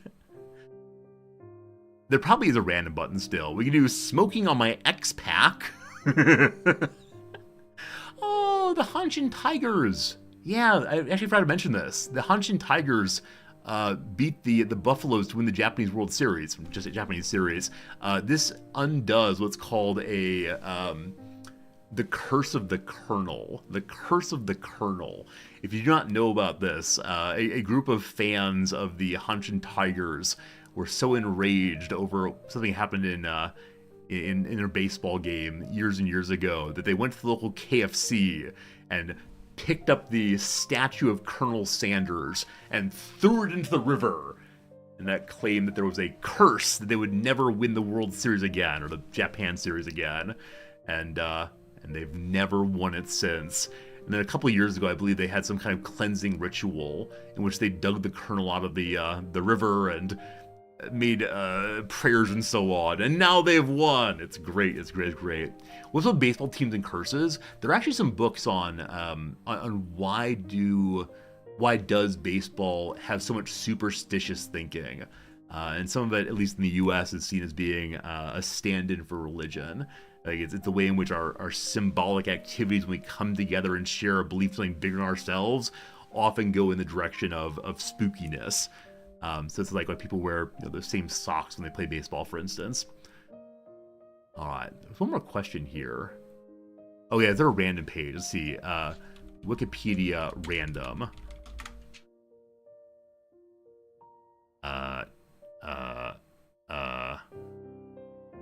This is about the idea of random. All right, how do you do a random Wikipedia page? Type special random in the box. All right, there's gotta be the last one. And then we gotta be done. Look here.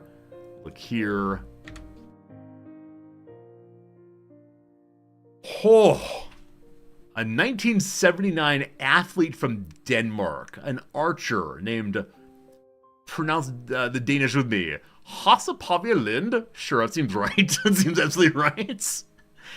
Because after Denmark, I guarantee we're getting there very quickly. Alright, so the word Danish is non-IPA. We've already done Nordic, so I'm going to do Danish instead. Oh boy, it's North Germanic. Oh boy, Germanic languages. How long till we get to philosophy of language? Oh, actually, Indo-European, we may not. Language family, yep, we're getting to philosophy of language time.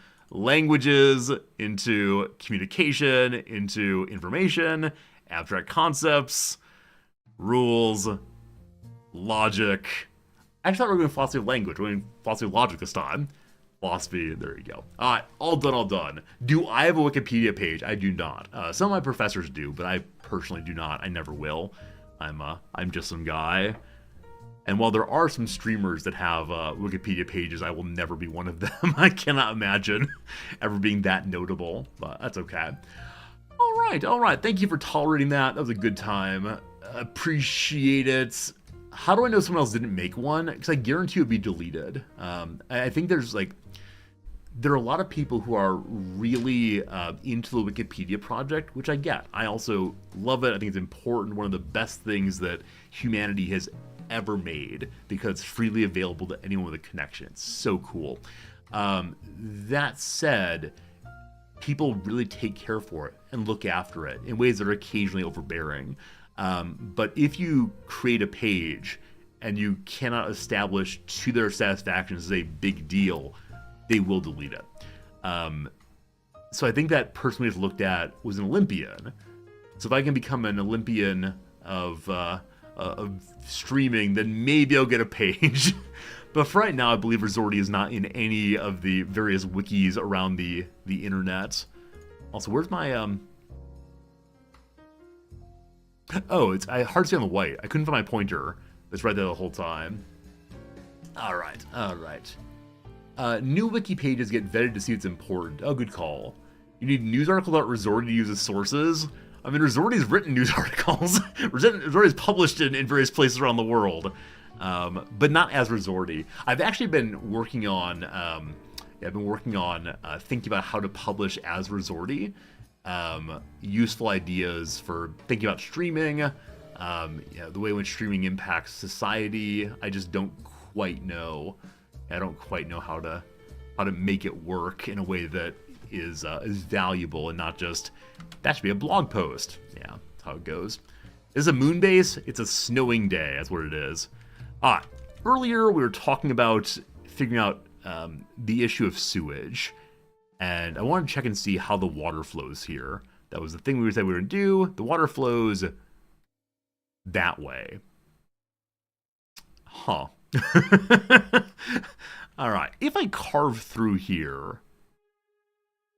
Wait, it flows that... These arrows are so hard for me to see. Okay, I believe this flows this way. And this flows this way. It may be a lake, but does not appear to be. The edge of the world here is going out still. So not sure it's actually a lake. We'll see. I'm gonna, like I said, cut through here. Oh, I can't at this point, can't I? Can I? So we're gonna end up making a tremendous mess of this, I assume. They didn't indicate on the arrow tip. I agree. It's kind of hard to see. Like, I'm fairly sure it is that way, which I hate. But for the moment, we need to do this. Just do not drink from this, please and thanks. All right. Hello to you, Bolt Action Karchoska. Hope that's close on your name. Hope you're having a good day. Thanks for taking some time to hang out with us. I appreciate that. Thanks for that follow. All right, so we connect to here. What a weird twist. What on earth made this twist? Weird. Alright, so we're making a bit of a mess there. Don't you worry, it'll be fine. And then you need proper water also. Okay. Is there groundwater here? We established no before. Okay. This is flowing that direction, so we can steal water from right next door to it. Wait, this is the groundwater machine, I apologize. Groundwater is this one. But no, still no groundwater. Cool. So, we must steal water.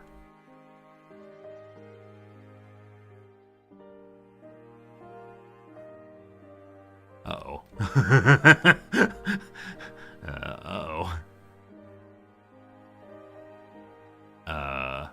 We're very close to hitting level 6 town. So I'm going to make some things just to get level 6, then buy a little bit more territory so I can put it on the correct side of the mess. That said, I can't see the mess right now. We'll see. Okay. So, as I mentioned, I want proper industry here as well as coal mining eventually. We'll do the proper industry right now because there's so much demand for it.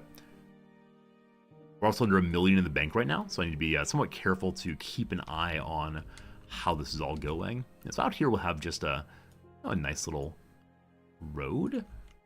And we'll load up with industry right away. Eventually we'll have a, what's it called? Eventually we'll have some sort of bus line here. Maybe make a small area of homes as well. But this is what you all want. This is what you all get.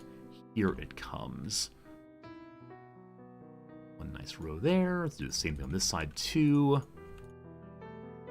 Now we'll give them commerce in this area as well, so they can buy drinks and such. Probably end up making a parking lot eventually. Uh-oh, complaints about water. Ah, right. So, do I get expansion points for simply putting down these, even if they're not able to function? Let's see. So it's at 19769 right now. 769. Let's see. Okay, expand this out. We'll need to name this area eventually, and I promise we will do some fun name that you all decide eventually. I have an idea of something that's happening right now. So I said a bit ago, maybe once a day we should do the Wikipedia philosophy game and just see what all you come up with as a fun way to start. I guarantee, having said that at least one of you, and I think I know who, is in the process of putting out a list of Wikipedia pages that do not lead back to philosophy just to spoil my fun. I guarantee it's happening. All right. So our population has gone up. We got more points already. Good. Why Pepper do such a thing? No, it's definitely Fernanthus. Fernanthus says they're not doing it. I think what is it? Thy doth protest too much? Or the lady doth protest too much. That's what it is. Hey, Mitch, thanks for that Prime sub. I appreciate that very much, friend. Thanks for the follow the other day, and thank you for your kindness in, and being part of our community already. It's very kind of you being here. I think building additional roads will help also. You're not doing it because you already found one. Hey, good job. Now, the actual game, I believe, needs to be a content page, not a here's how to make Wikipedia page. So if it's a content page, I'll like a page that's on the idea of recursion, that would definitely count. I know there's one book. It might be I can never remember his name. Who's the early computer guy who is trying to write a book on how to program, and the book was supposed to be one volume, and now it's like 475 volumes? I don't. It's not that long. Is it Donald Knuth? Is that right? It's Knuth. All right. I think Knuth has the has a funny joke in his glossary or end of book index. It's something like recursion, see loop, loop, see recursion, etc., etc., etc. So it's definitely good fun. No more demand for industry. Put in a little bit more commercial here just to provide a nice buffer between the industry and what will be the towns. But I don't quite know what direction the... don't quite remember what direction the wind is blowing here. Let's find out. This. Okay, cool. It's actually blowing this direction, so we're ruining the neighbor's land, but nobody else at all.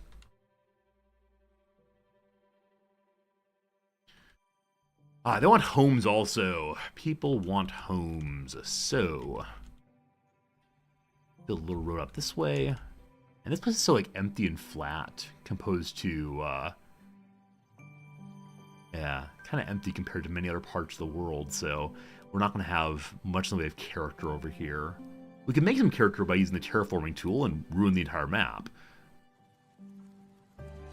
But a few little stubs off here. Trucks are coming! Work is happening! We have no water, but things are occurring anyway. Great. Out here we'll put some spots for workers. Man, it would be so nice if during the snowy part of the game, you could change the color of the cursor. Now, is it just me, or... Here, I'm going to see this way. I'm going to move the cursor on the page a bunch, and we'll see if you can tell right away where it is. So, it's somewhere now. Okay, it's in the middle, unfortunately. I can see it very easily. Let's try one more time. Can't tell where it is.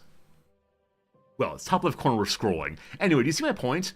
So I keep losing the cursor in the winter. It's just very, very hard to find it. I told you the problem also. Good, good.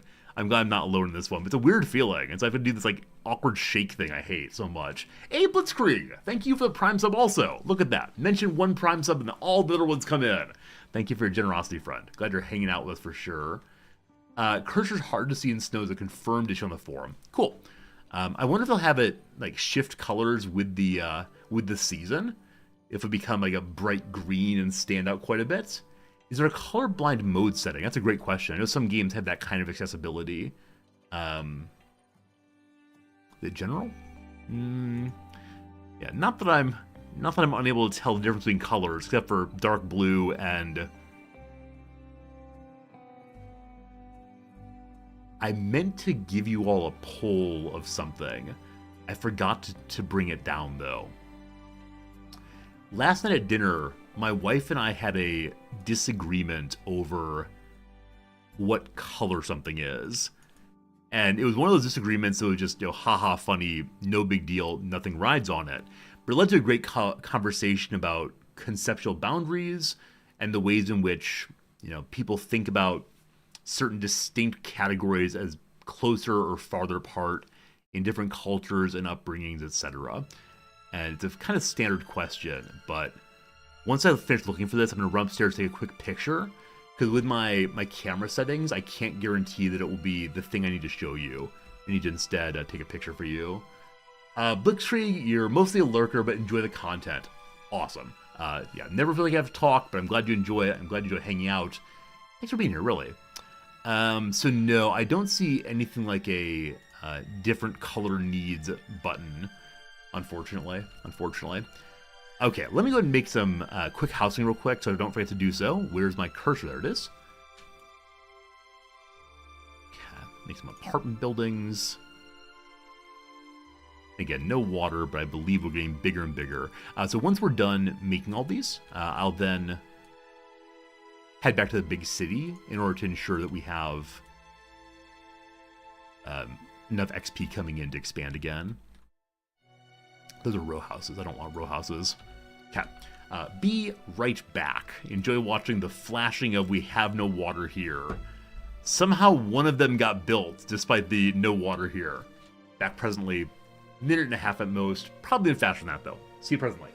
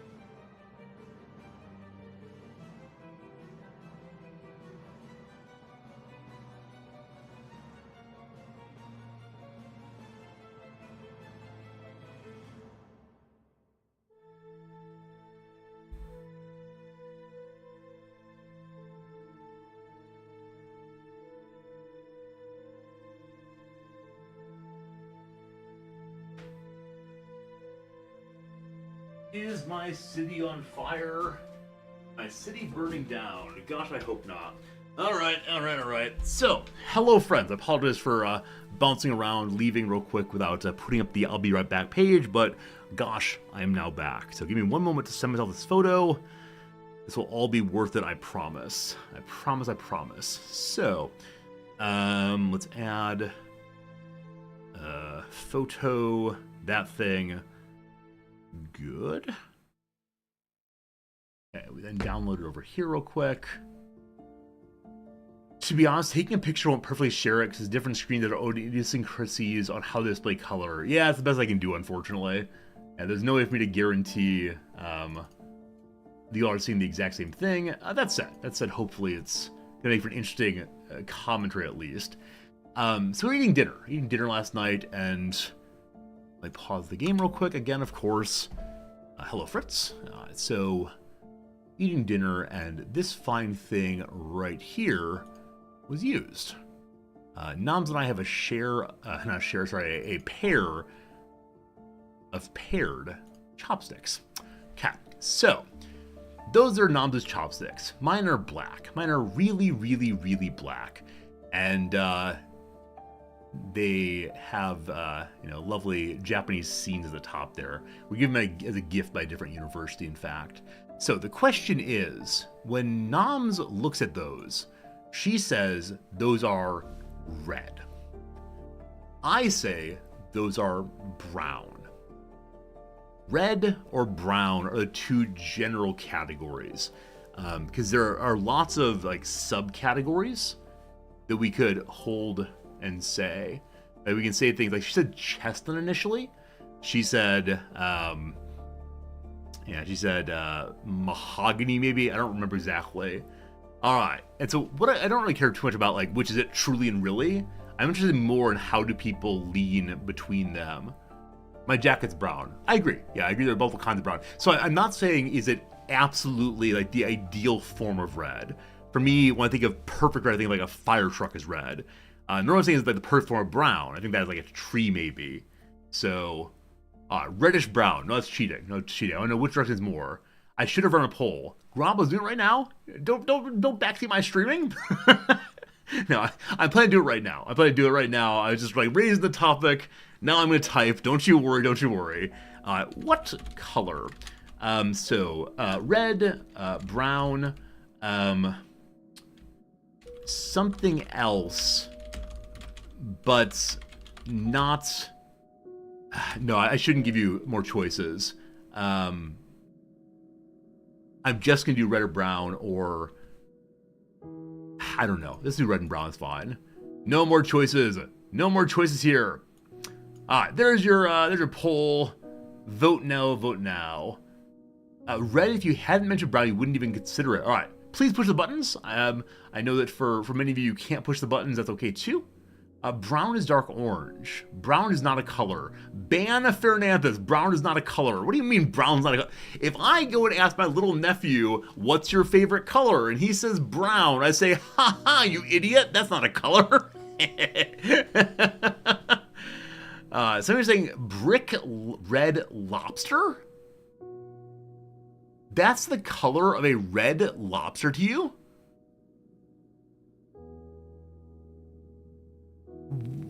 What? No. Sebastian is a lobster. He's like delightfully red. I don't know. All right, 85% of you say that's red, as opposed to brown. Okay, cool. In that case, it definitely is the case that you agree with Noms on the whole. Yeah, for me, brown is the first word to come to mind. I don't know why. Yeah, but I will let Noms know, and she'll be delighted. I am delighted that some of you do see brown first also. And so because so many of you are overwhelmingly on the side of red, I can't say this is like a cultural question. I can't say it's, maybe different regions of the U.S. It's just something. Yeah, so I get you don't agree with either. The question is Noms right or is Rorty right? Because, you can imagine someone saying, oh, it's purple. I don't care. I don't care about your weird idiosyncratic interpretations. I want you to know who is right. But no, it is the case that, Noms suggested what we do this evening is get her little Pantone program out.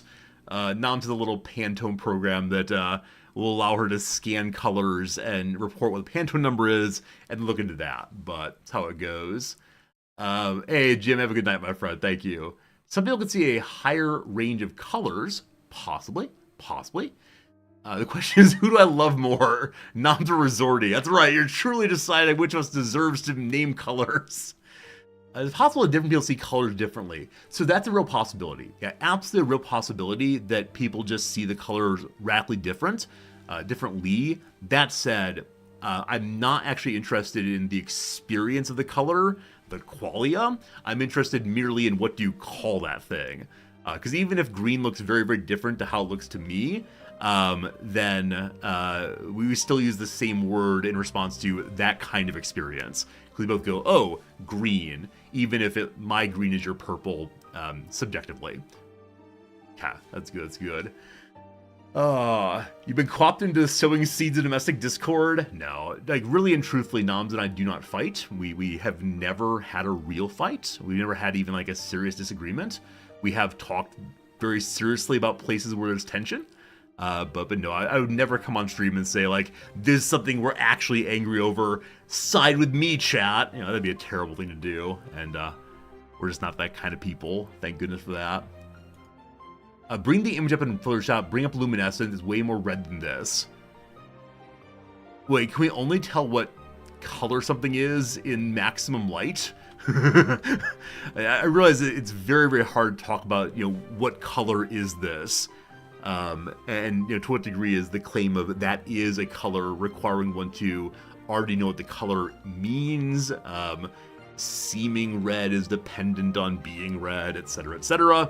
But yeah, it's just the case that I just want to know under those conditions, which are kitchen table conditions, which is when we saw it yesterday. What do you report? I'm not looking for the pure essence of the item by any means. We're fairly close to getting our level up. I will now focus hard on making things until we get what we really want. All right. Pure essence of it. Tell me what the truth is. With more luminescence, it'll become increasingly red. If it's brown, it will then turn orange. Whoa, hey, Blue Link, I don't know if you know this. It can't be brown. Got him. My jacket here? This is not brown. Idiots all. See, isn't it fun telling people the concept they use are make-believe? Oh, I love it. I love it. Blue Link, if you weren't here before, I'm not actually insulting you. I'm making fun of Fairnettas primarily, which I think is our routine. Oh, goodness. Let's go play with the town a little bit until I can buy the connector to here so I can get some water going. Alright, very good, very good. Is that a green jacket? But then how does the green screen work? How long do you tell me that green's not real?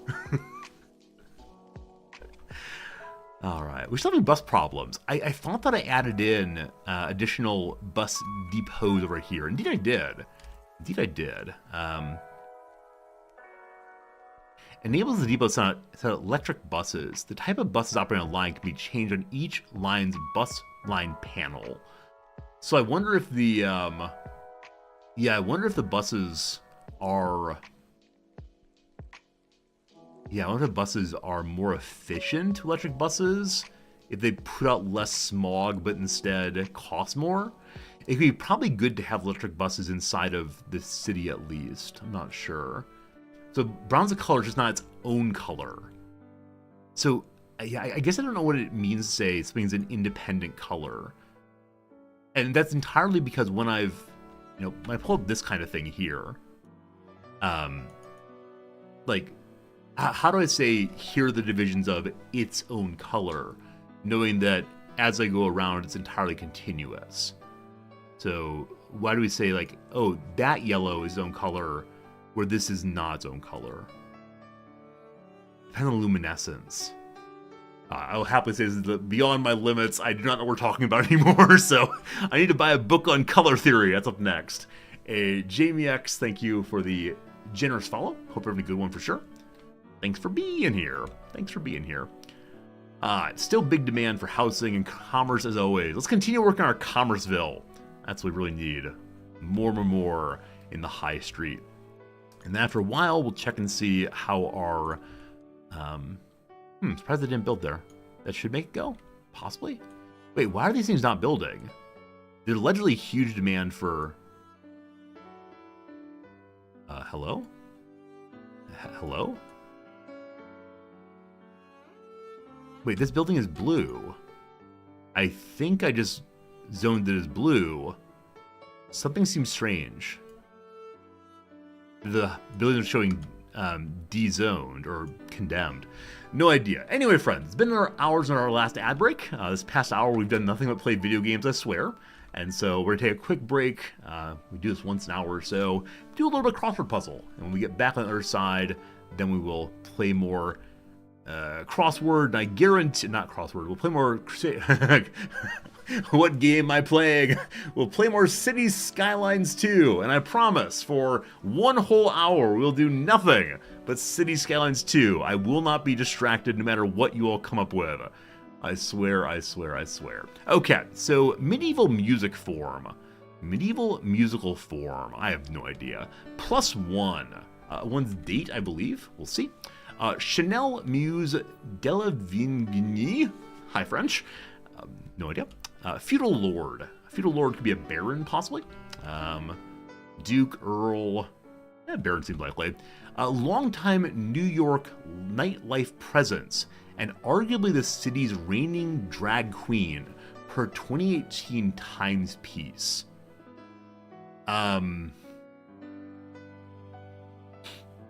So presumably it's a name that I will know. So RuPaul is obviously a major presence in drag, but I don't know where RuPaul lives. I have no idea. Horse Eats Hat director Wells. I mean, is it Orson Welles? I assume it is. Someone worked up about their draft pick. A beer snob. It's a beer snob.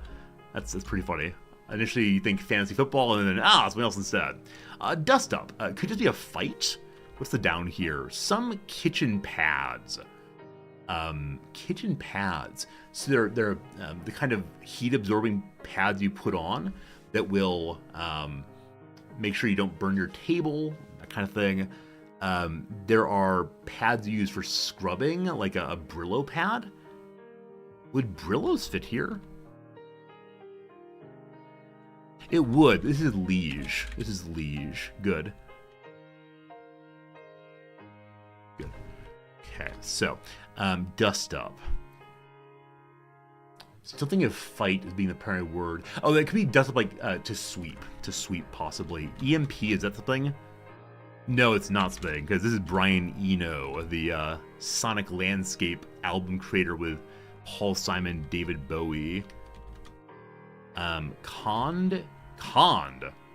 Uh-oh. I got you. Good. Dust up. C2? I'm not sure. A safari destination. Ho, ho, ho, it's a website. Okay, good. Now to the downs. Feeling pretty good so far. Exaltation. Exaltation. Praising, glorifying. I think a speech that encourages someone could be called this also. I'm not sure, unfortunately. Stretch. Chasm. Gap, gulch, not sure. Your of yore, thy. Yikes, possibly oof, but I'm not sure on that. Blank ballerina, distinction for Maria Tallchief or Misty Copeland. Prima ballerina. A last word of both Romeo and Juliet. Is it die? Is it the? I have no idea. Return addressee to the IRS. Speaking of which, yesterday I got something in the mail from the IRS, sent all the way from Washington, D.C. to my little home in Tokyo.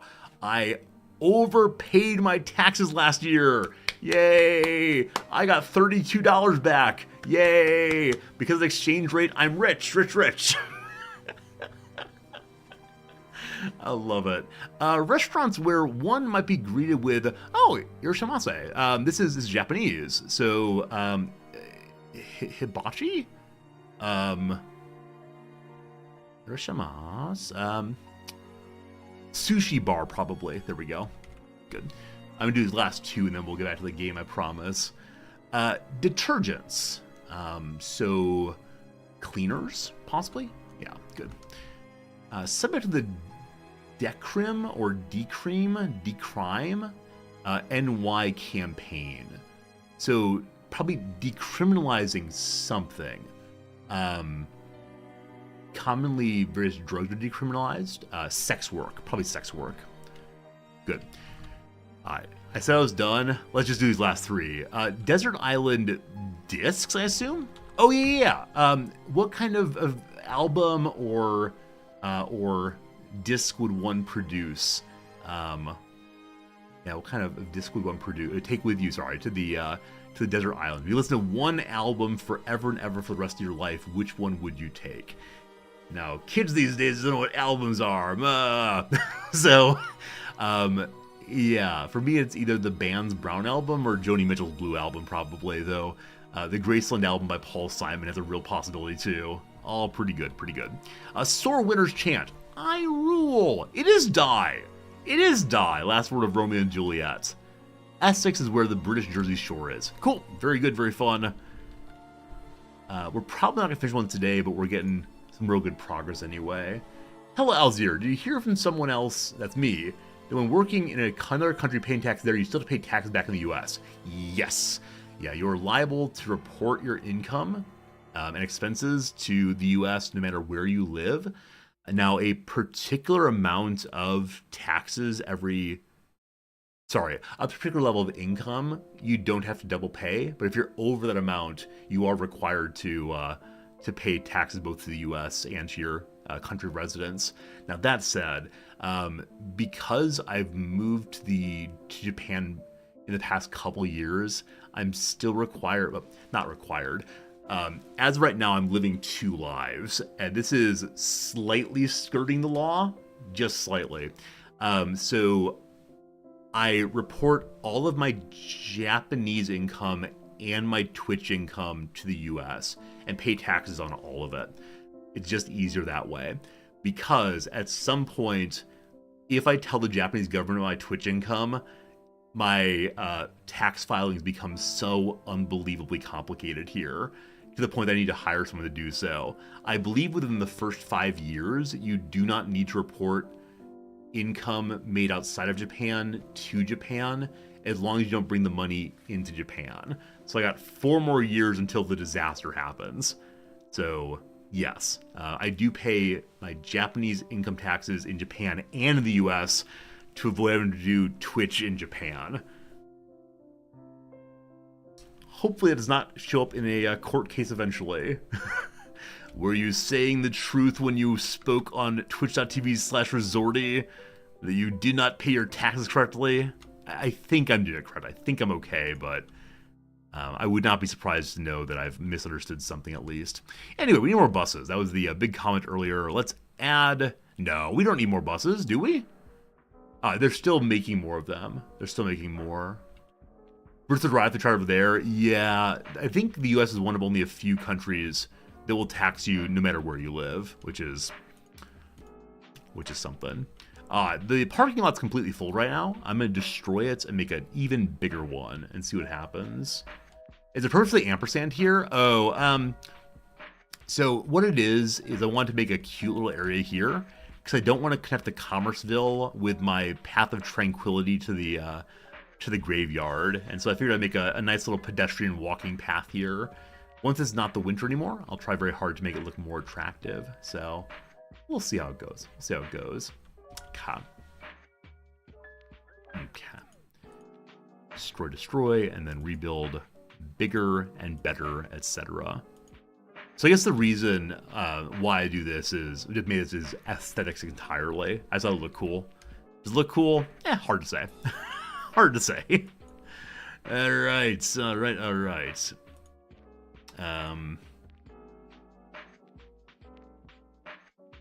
Right, parking. If I don't stay focused on what I'm doing, it's very easy for me to forget. Because this is going to be, like, commercial central. Oh, it doesn't quite fit, unfortunate. I was ready to put the giant parking garage here. I could go ahead and destroy my beautiful Rothbard Road and have a giant parking complex instead. Well, it was fun while it lasted, wasn't it? We had a good time and then we didn't. I made it only to destroy it, I believe. Alright, the overground parking. Beautiful. We want to connect the last little bits. And this will definitely hold enough forever. Cool. So Heather Street needs a new name that's some kind of economist. We got Rothbard going, we got Kropotkin going. Let's put over here, your man and mine, Milton Friedman. So Friedman, I mean, Freeway is hilarious to me in some respects. Oh no, I don't know. Pathway is fine. How many people can you hold in there? Only 160. Only 160? I guess I don't know how large a car is. I feel like I got a lot of wasted space there for only 160, but raise your price to 12 or so. And then the exchange, I've got to restrict on-street parking. So no parking allowed unless you're willing to pay $25 dues. Cool. Hopefully that's moving over then. And then we need more commercial buildings. I thought we were going to need more office buildings, but it's not exactly been a demand at all. Not sure why. Up here is a much smaller parking lot that's not getting any use currently. I'm going to make it only 15 here. Only 12 here instead. 15. Okay. Hey, Judge, how's it going? Good to see you, Magister. It is so nice seeing y'all. I think it's been a great game for having a lot of old friends come by. I know there's some of you who don't like some of the games I've played regularly, but I always love when I go back to a game I've played in the past and enjoyed. So many of you stop in and say like, "Hey, it's nice to see you," and "Hey, it's been a while," and it's really quite a glorious thing about streaming over the years is that you make so many friends who come around eventually. I like it a lot. All right, big open area right here. I guess we'll connect it. Nope, we won't connect it up. If you connect it up, that is the way in which you make them drive on the path of tranquility. So instead, hey, Superwoman, I'm doing really well. Hope you're doing well too. Okay, so I want to connect this like so.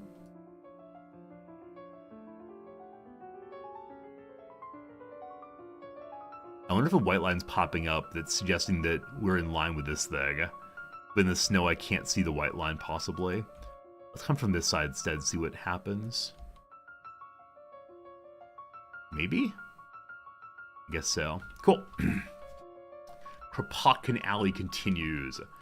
You're thinking this game be really bad at city building. I mean, it depends on what you want. One cool thing about this game is you can have an infinite money mode. So if you want to, you can set up the game so you can just build and build and build to your heart's desire. You can construct exactly what you'd like in whatever way you'd like to.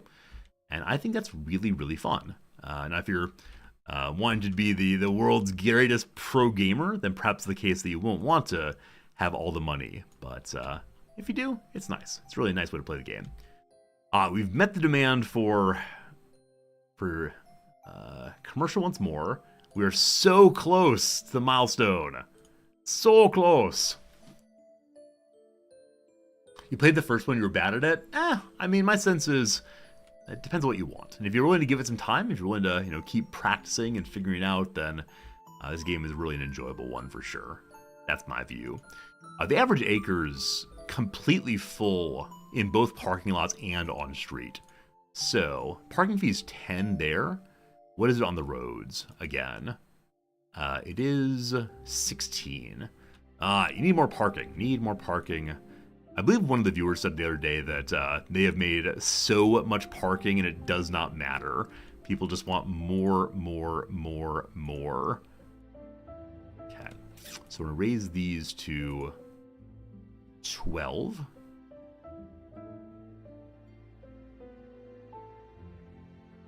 Just a little bit of money for now.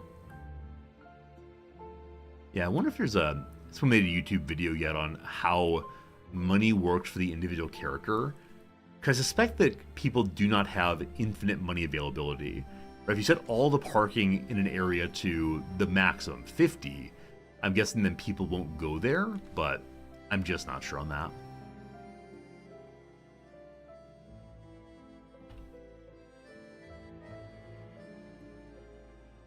Okay, we're gonna bump to 20 or so. The people should prefer these things. Now, this one's getting no attention at all. Even though This area does say parking's very expensive. This is definitely cheaper. I guess it's not part of a zone, and there's not too much happening down here at all. We gotta decide what goes in this area. Again, it's Path of Tranquility, so really nothing should go there. We might want to move the traffic elsewhere eventually. We'll see. Hey, Otter Entry. How's it going, friend? Oh, that's funny. Otter? Good stuff, good stuff. Maybe the pedestrian pathways. Oh, good call. That's a really fun idea. A pedestrian pathway that runs this way could help. Yeah, I'm not sure how that works, but I'd love to try it and see. So, friend pedestrians cross there. And cross, whoops. There we go. Oh, huh? Please? Wait, how do I make the crossword appear? So left click does not do it. Right click does not do it. It sure would be nice to have a way of making the crosswalk there. So in the corner, I know how to get rid of them. It's right click to get rid, left click to add. Here, it says I should be able to go there. So left click? Nope. I have no idea. Are you thinking up to here maybe? Okay, that works too. That definitely works too. Let's see what that does. Yeah, I'm never quite sure how pedestrian paths work for encouraging people to go to their homes or otherwise. If it makes greater availability of parking, just not quite sure, but we'll try and see. So, pedestrian path from here. We'll have a little bit of curviness on the way.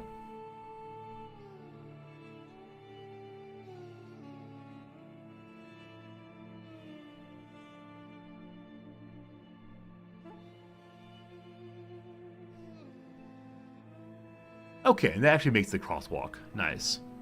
Having done that, these people say our house is now condemned. Wait, why? I guess building that led to a removal of the back end of that building. I'm actually not sure what happened there. Anyway, boom! Boom goes the dynamite. We are now a boom town. 1.4 million money is coming in, a lot of other good stuff too. This size town gives us more loans and textile farming. We get banned traffic and have better pollution management by making the industrial people put in filters, making sure only little leaves come flying out of their stacks. Be good.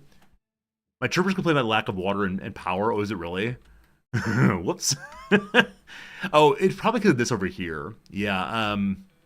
Yeah, this city here does not yet have any water availability. We can definitely fix that. Power surprises me, but we'll look in just a moment. But the reason I wanted to level up was so I can unlock this area, so I can get water to my fine folks. Sorry, this, well, where is it? The place where we're dumping is there. Okay, I want to unlock that definitely. Cool. And then fix this immediately. Make sure we have good water.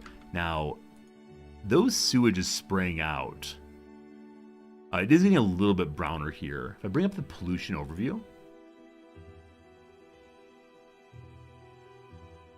Air, ground, noise, water pollution, there we go. So it is polluting a little bit. And that will go in this direction and hang out in the cove. Fine. This direction, the water is pure and good. I'm hoping it's the case that you can always get water even if it's in the midst of the winter. Just need to make sure that we can keep the ice cleaned out. Got to get a pump master over to here. So, make some kind of road across the way.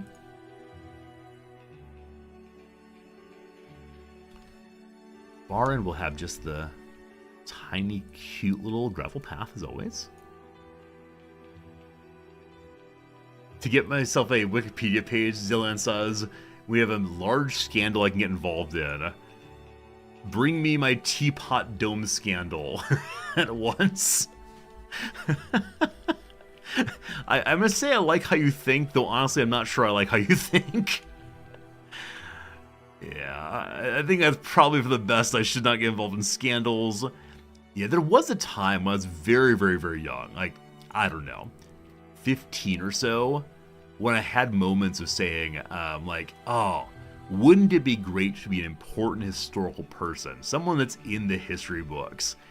And I was thinking, of course, of doing like something positive and amazing that made people laud me and use me as an exemplar for their children and so on.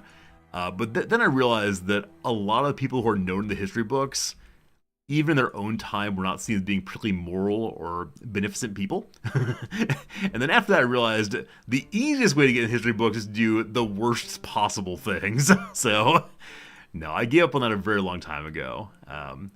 Yeah, very, very long time ago, I decided it's not important to me that I have significant attention. The idea of like living in the public eye sounds horrible to me. We're watching the Beckham documentary right now, and obviously David Beckham is one of the most known people in the entire world. But the way in which the paparazzi followed him around, the way in which the paparazzi would, try to sneak into places he was and take pictures of his children, even though he didn't want that, or try to take scandalous pictures of his wife, and like to be a famous person sounds genuinely terrible. Now, I'm not gonna shed too many tears, but I think that celebrity culture in general is awful, really, really, really awful. But with that said, it's definitely not for me. We got power over here for the first time ever. Hooray! And the question of electricity. So electricity we should be profiting on a little bit. We're not. We're not profiting on it. Huh. Oh, it's at 100. Does that mean we are... Okay, we are exporting. We are exporting a little bit still. So we're overproducing right now. Good stuff, good stuff, good stuff. All right. All right, all right, all right. Desire for more houses continues apace. Then throw up some additional apartment buildings over here. I do see there's some desire for lower rent locations. I'll put one lower rent building right here. Also, how's our overall income doing? Only negative 212. You will recall, last time we looked it was negative 280 a month. So just keep building and things will go in the right direction for sure, for sure. Along this track, we're going to make some mixed use. We know that the wind is blowing in this direction, to the right of the screen right now. So it's okay to have people live on the corner at their workplaces with a very, very short commute to get there. Yeah, this is the part where I wish there were additional kinds of houses to build, because it feels strange having like the spread out suburban housing here. I'd like some tiny shacks if possible. And I think there are some tiny shacks one can make. I don't recall exactly what size they are. It might be like this. We'll see in just a little bit. Hey HPG, is the reason I don't go all the way on the back of the plots I'm selecting. Don't go all the way on the back of the plots I'm selecting. I'm sorry, I don't know what your question means. Would you mind rephrasing for me? Because...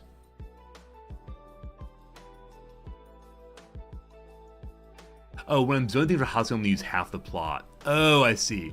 I have a variety of building types. So, yeah, I'm trying to have more than one kind. So if you want to, you can maximally zone things, and then you get two LOPOs side by side. In this case, I'm comfortable saying, like, hey, it's a super LOPO, awesome.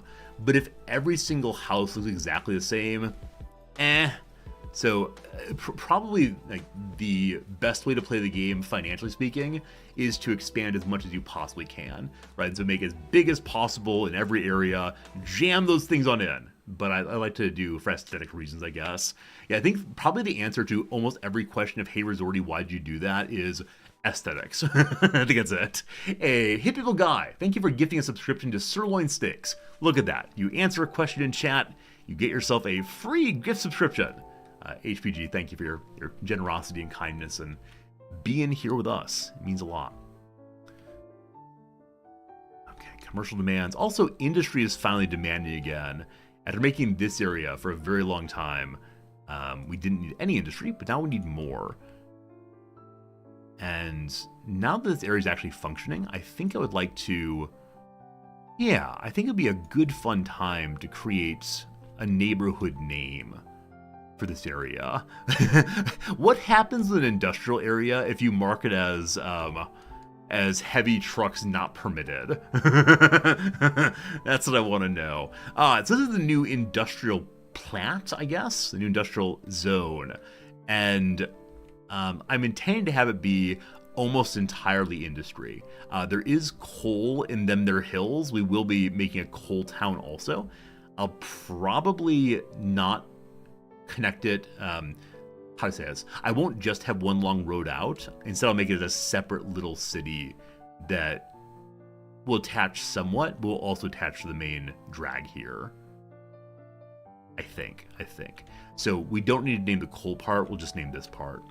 So where is our coal right now? Yeah, the coal's out here, that's different. Okay. So make the zone, need a theme please. Need a theme that is industry and stone. It doesn't need to be that exactly. You know, we did Lord of the Rings earlier, so we can do something based on that if you want to. We can do something that is, ridiculous if you want. Give me a suggestion of a theme we can work with. We're not doing colors. If you say colors, I will do brown for everything. Right, it's called Hamilton area. Coal Town, get that script ready. I mean, possibly we'll have a bunch of exploitation out in the Coal Town. We'll see. And after minerals. We've not done minerals yet in this one, have we? I think we had a little mineral we had a gemstone area in the last one. Minerals could be good. Dwayne The Rock Johnson. Like, what would I do with that? I've got, the people's elbow. I have the people's, eyebrow. He's been in various movies. Unfortunately, I don't know any of them. All right. We're gonna call it Dwayne's World. Perfect. And so streets are named after things involving Dwayne The Rock Johnson. I'm gonna call this the people's eye. It is the people's eyebrow, right? I think that's correct. And the reason I think that's good is this is very curvy in the way the eyebrow goes up. It's perfect. He was in Jumanji. Oh, was he? Oh, there's a recent Jumanji wasn't there. I was thinking the Robin Williams one, but no. So Underhill Street, The Undertaker instead. So it's going to be, he's in Jumanji. Cool, I like it. Jumanji Junction, perfect. It's not really a junction, but will be someday. And then along here, we have Foggy Street. No. The people's elbow it is. Unfortunately, my knowledge of wrestling is very, very slight. Fast and Furious, that's good too. So, Fast and Furious Freet. I can't remember what the F words are for roads other than freeway. Footpath. It was once a footpath, now it's a road instead. All right. There was no recent Jumanji. It's a lie. Oh, you, Gilman. It's one of those. Like the people who say, Mass Effect was a really nice 2-game series. There's no third Mass Effect game. Or, did y'all enjoy the Avatar movie? Was that a good one? I've not actually seen any of these things, but I know the jokes at least. I'm going to call this one Rockin' Road. That's pretty good, I think. I think it's good. That is what we got for now. Are you a stoplight? The police car! What's the police car doing here?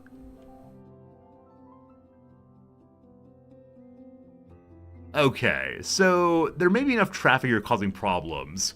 The police car is currently causing problems. I'm going to ignore that. I'm sure we'll be fine. And other lies we tell. I think my economy is improving, regardless if it actually is improving. I'm going to make some nice services in these places instead of just having rows and rows of houses. So people who live here will have a little city park for them to enjoy. We also have 7 unlocked points. There was something I wanted to unlock. What was it?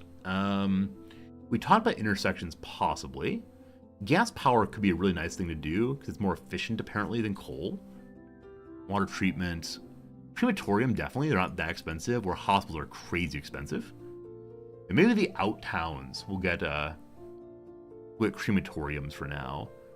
And then more better in the way of garbage eventually. At college, I'm looking forward to making a college, so I'm going to unlock that one. Better education, better good. And the welfare office. I wish I knew how expensive it was before unlocking it. But sure, make things nice for folks. Now, all these that we're getting, like the college, the welfare building, are probably going to go into the big town. Because people have to take buses and taxis over to, see exactly what's happening there. Oh, also, the the mail and wireless we've yet to make anywhere. We unlocked it and then did nothing with it. We gotta do that too. We gotta bring internet to the rural portion of our world. Alright. So, college will come in a moment. I was thinking just now, did I ever build taxis? I think I did. Yeah, taxi depot there. There are 20 taxis already out and about and working. So, more taxis, more good. And so once we have the dispatcher, which allows taxis to pick up passengers from everywhere, does that mean you no longer need taxi stands? I suspect it does. I suspect we don't need any taxi stands. I was considering making some. Wait, why is this car driving down the road with completely covered in snow? So, this is a story I'll feel embarrassed saying, but here we go anyway. When I lived in a small town in Wisconsin, I walked to work every day. And Wisconsin gets so much snow, but round about Christmas time, I would always have to drive down to northern Illinois to see my family for the holidays. And my car would always be completely covered in snow. Totally covered. And I was dealing with some mental health issues, and so profoundly unable to get motivation to do much at that point outside of my job. And so I would go out and I would like clean a little portion of my window so I could see, and like my side views on both sides, and the part of the back window, and then drive out of town, let the chips fall where they may. Now, this is not a story I'm proud of. This is not in any way something I think is a good thing to do, but I would just hope that as the car warmed up, it would gradually melt off. And it would. The person behind me problem. So I never had that happen. It was always hard packed snow. And so it wouldn't go flying off in chunks. It would instead like slide off gradually. And that said, it was only there. I've since lived other places with cars. I've always cleaned them off. Don't you worry. Yeah, I felt bad doing it, but I was also like, selfish resorty just doesn't care. And so again, I'm not bragging. I'm just saying I did this thing. I feel bad about it, but yeah, it was a rough period, a very rough period. Oh, that's one thing they don't tell you when you get a job in northern Wisconsin. They do not tell you how much snow you'll have to deal with occasionally. I remember feeling so much envy for my colleagues who had garages. I never thought I would lust after a garage, but oh my goodness, did I want that. Oh, Jessica's very kind. Yeah, very kind that my you're grateful for my bad behavior not leading to tremendous troubles for me. That's very nice of you, my friend. All right, I see there's demand for more and more housing. High rent at the 80 Dale Street, which is... Are you a low-rent building with high rent? I think that's what I might be reading there. Not quite sure. What I do know, though, is we need even more housing forever and always and ever. And, yeah. I guess we'll make this corner more the same. And we'll do a couple different sizes. We are going to jam them right on in. And then while I'm thinking about parks, I'll make a park here. Alright, we need a park maintenance depot at some point. Let me go ahead and do that. I'm just going to go down with the other city services. Bus depot and landfill. Speaking of landfill, hey, we're so far away from being full. We're in really good shape. Awesome. Awesome. So I think that's one advantage of having the very spread out city. Is our population's still fairly low, And so the city services can be spread out pretty effectively. Now, is that the right way to do this? No. Packing your city as tight as possible way to go. But at least we don't have a full garbage can. Hey, see you, Grubzilla. Have a good day. Thanks for hanging out with us for sure. Parks. Parks, recreation, maintenance building. Excellent. And it right now has 10 trucks out there to make things nice. Love it. We also have a depot for road maintenance right next door. There's some shops in the corner. Let's give them a few more shops just to give them something nice to do while they're driving from place to place.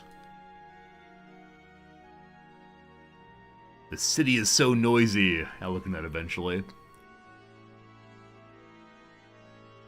More industry desired. More and more and more industry. Okay, so this corner here, I was not planning to make industry, but they want it, they get it. I think that's what that means. If rent's too high, a higher zone density or different zoning might be needed. So how do we help with that? Unfortunately, with the industry, there's just one zoning. I'm thinking it might mean we need more of it to drive the price down, but that's not exactly the issue. Yeah, I really don't know what they want, unfortunately. Any ideas? Anybody know exactly what to do to get them to stop worrying about high cost? Maybe they're not being able to sell their wood or timber, or maybe the wood's too expensive, the timber's too cheap. They built the welfare office. We did unlock the welfare office. We will build that. This is the owner. This is the owner, I guess. Oh, maybe lower tax. I did raise tax on the industrials. That's true. I did raise tax on industry. Only 13%. Look, a generous resorty. Takes it to 12. What a nice guy I am. What a nice guy. Okay. We'll come back to that for a while. Alright, so over here in Robotnik Park, we'll add a little bit more of the single-family housing. I'm curious how close we are now to being able to unlock our first special building. Let's check and see. So the first special building is 861 is all we've done. Really? I feel like I've made so much more than that. Oh my goodness.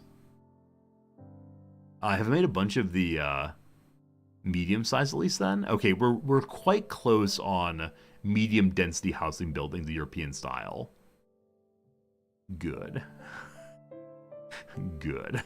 The conundrum condos will come soon if I keep building more and more of the apartments, I believe. Past that, we have a way to go for sure. Does the tax system work better in this game than the original? Jurgen, it's good seeing you. I'm not quite sure. Anybody know in channel, is the tax system better in this game than the prior one? Because I know nothing of the tax system other than I raise taxes based on level of education. And then occasionally I get angry at the industrialists and just raise their taxes too. I really want to put a little bit of apartment buildings along the road that leads to Robotnik Park. As long as it's acceptable there, I was able to throw a parking lot there, but there's a giant parking lot right there. So we'll just zone it and see what comes of it. After a while, we may have a desire to go look for traffic. I haven't seen any major traffic backups, but I'm also not really building in a way that should lead to them. And now I'm kind of wanting to make only this kind of building so we can get the, hey, there we go. All right, Conundrum Condo, our first special building. And I would like to make an area that's entirely based around this area, this building. What does the building give? A smile on the face of the inhabitants. Cat. +4 well-being within 1 kilometer. Awesome. Awesome, awesome, awesome. Looking forward to that for sure.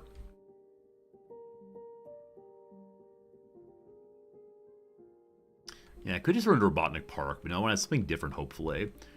And I think the condo building's inappropriate for, either of the out areas yet. Also, we now have the ability to unlock more space to get access to the Coalville. I'd like to work on that a little bit. So, there's coal in their area, I believe. We'll grab that and see. And so for the moment, our new Coalville is going to be parasitic on Dwayne's World, but I don't know if it'll stay that way long term. We do have coal here. We do. Oh, it's beautiful. It's beautiful. So I'm kind of sort of thinking we'll have a road here that goes back there that does not connect with roads to Dwayne's World. Yeah, okay. So let's go ahead and put down the coal building first, just so I know roughly where it is. And many of you have said previously it's a good idea to have just one building and then many territories for it. I guess we could do this. So we just throw it right in the middle like that. And make it all belong to the one. And maybe someone gets a smaller territory to the south there. You know what? Sure, let's try that. A little bit of valuable land not available. Alright, so node goes there. Whoops. Node goes there. Wait, why are you a square? Oh boy. Gotta draw a circle this way. That'll work just fine. It'd be cool if there were a tool that let me change this from square to circle instead. Because it's definitely not the most perfect of circles, but it's pretty good. Oh, isn't that a band? A Perfect Circle? Back in high school, there was a friend I had who really encouraged me to learn the music of a Perfect Circle. And I never did. Ever since then, I've wondered, am I missing out? But not wondered enough to actually go look it up and listen to it. Are any of you Perfect Circle fans? Is it the kind of thing you can imagine old Resorty enjoying? I may have listened to one song years and years ago and then found it strange. Is this not going to work? Wait, why not?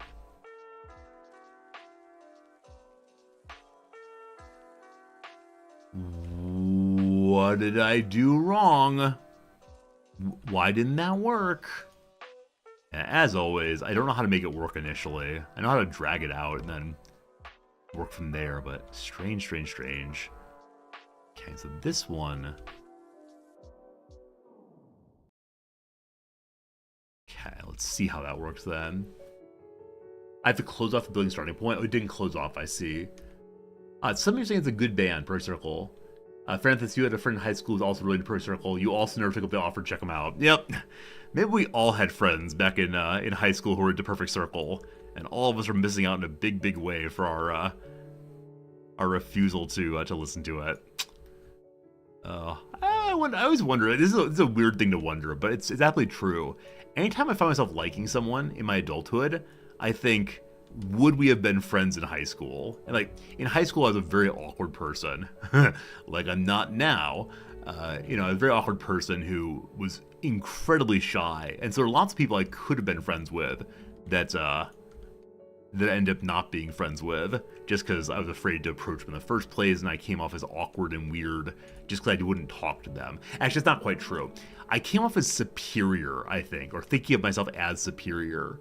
And it wasn't that I thought I was better than anybody. It was entirely that I was terrified of them. Absolutely terrified of rejection. This is not just with potential dating partners, but even like just people who I might want to like play a board game with, or people I'd want to invite for a sleepover. The thought of rejection was so crushing, I wouldn't even risk it.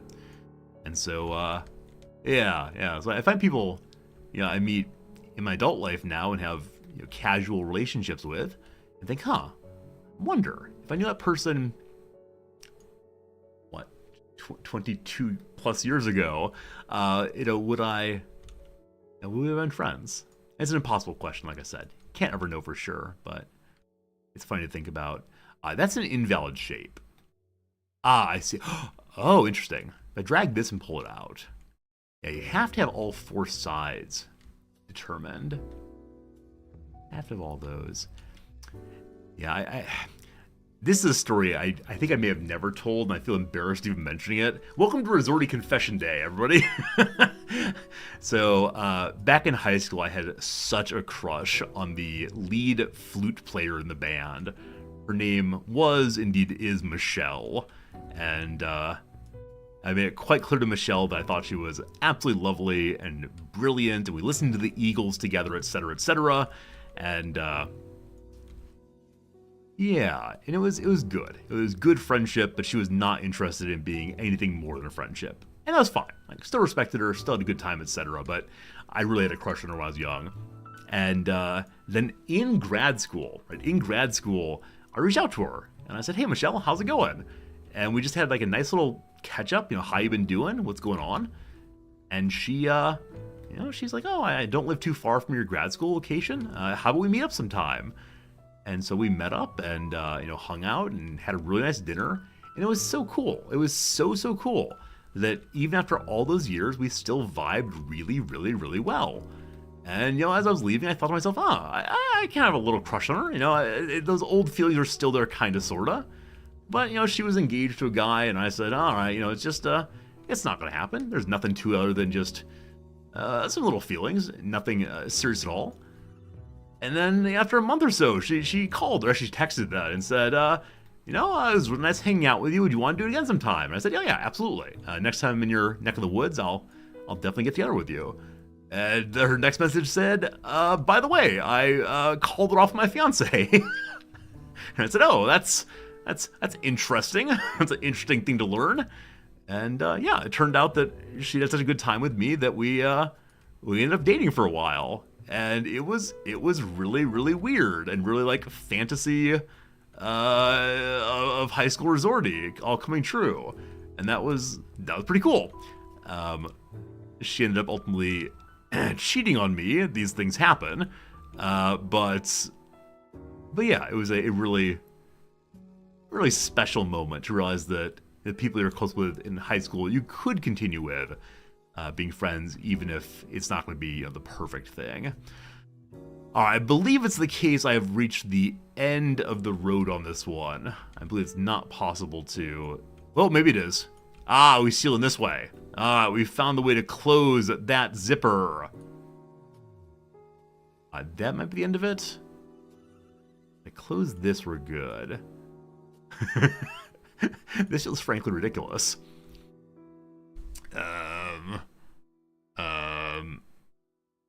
Tell the story how I dodged Japanese taxes because it would be too much work to file them. I don't know what you mean. We did it!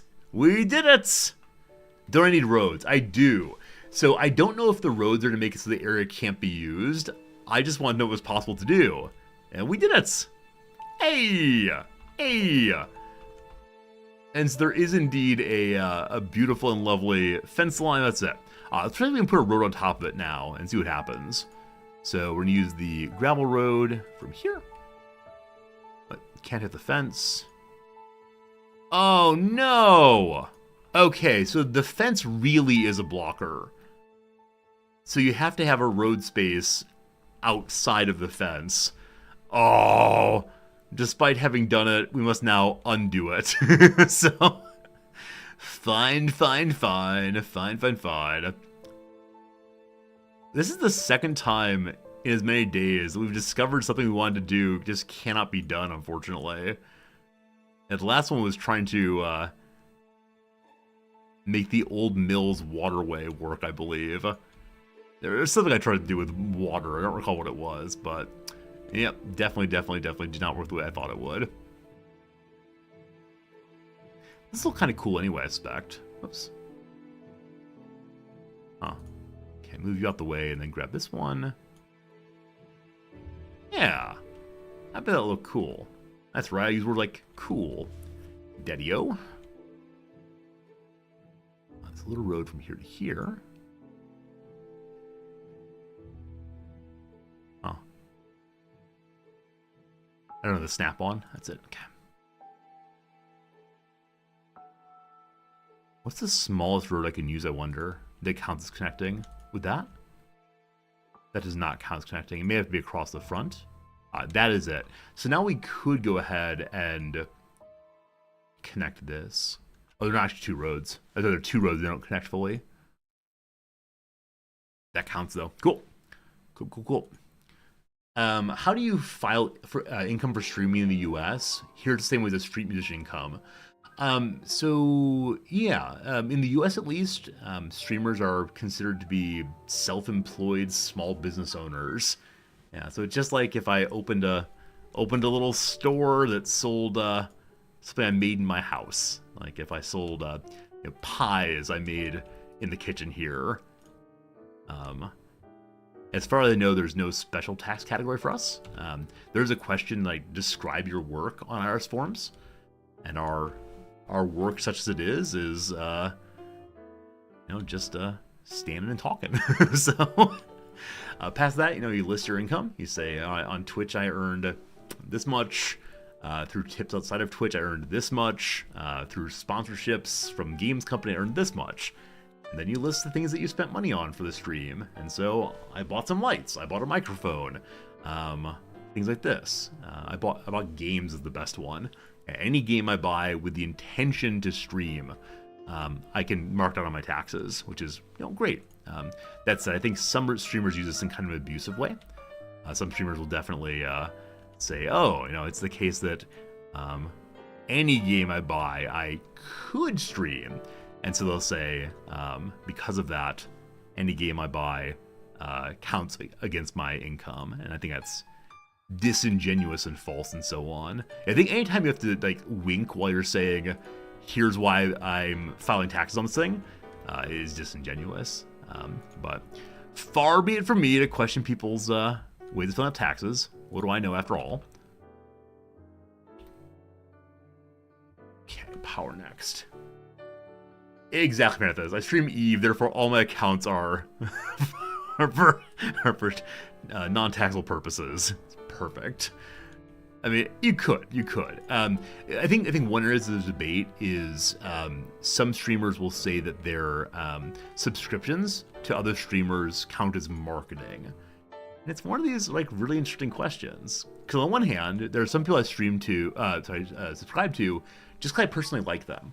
There are other people I subscribe to because when I resubscribe, they go, "Oh, Resorty, thanks for the resub." Shout out. And it might be the case that those large streamers shout out leads to people joining our community. And it's like, so to this point, I've not written off any subscriptions because I don't think it feels great to me. But I see why one would be okay with it possibly. All right, you have everything you need except for workers. Actors can deduct movie tickets because they're keeping with the industry. Yeah, I mean, I don't know. I don't know anything at all about tax law. I know nothing at all about really anything. I can tell you about philosophy and strategy games, and that's frankly it. So with that said, I'm never going to say this is taking advantage of the tax code, etc. It's just I never want to have the moment of the IRS reaches out and says, justify this. And I have to say, well, the reason I did this is, you see, so this game here I bought. No, I didn't. This is provided by Paradox. Star Trek Infinite I bought. And I can say, I bought that game intending to stream it for the job. And I did. And there you go. You can see the VODs here. You can see the receipt here. Bingo bango.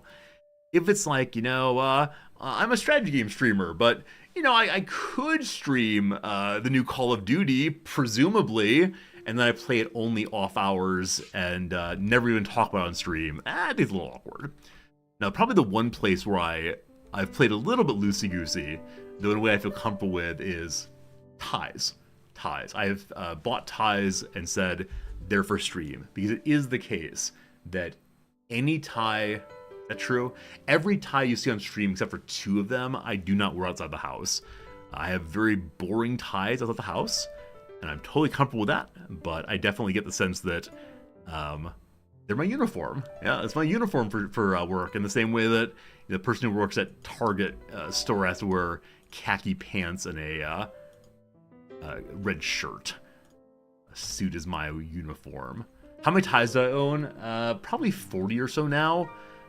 Back in the good/battle days, the number was over 200. How it goes. Hey, R2 Poll, you just got here and you found your Twitch vibe. I appreciate that. I'm glad you're hanging out. Thanks for the follow. It's very, very cool having you here. Yeah, but at one point I had hundreds of ties. I'm gradually working that way, just not all at once. I tend to buy no more than one tie a month, and that way I'm very thoughtful about it. If I had over 200, how did I narrow them down? I mean, part of it, on some days I would think very seriously, like, today we're playing a game that's like set in the forest, and so a brown tie would look good, that kind of thing. Also, it tends to be like what jacket color and shirt color I have. Oh, my shirt's moiring terribly, I apologize. I'll hide it away for sure. Based on what shirt I'm wearing often. And then there's the depressive years. So, in the time when I was barely streaming, when I was having a very, very hard time getting out of bed and so on, in that good old period, the way in which I'd select a tie is genuinely this.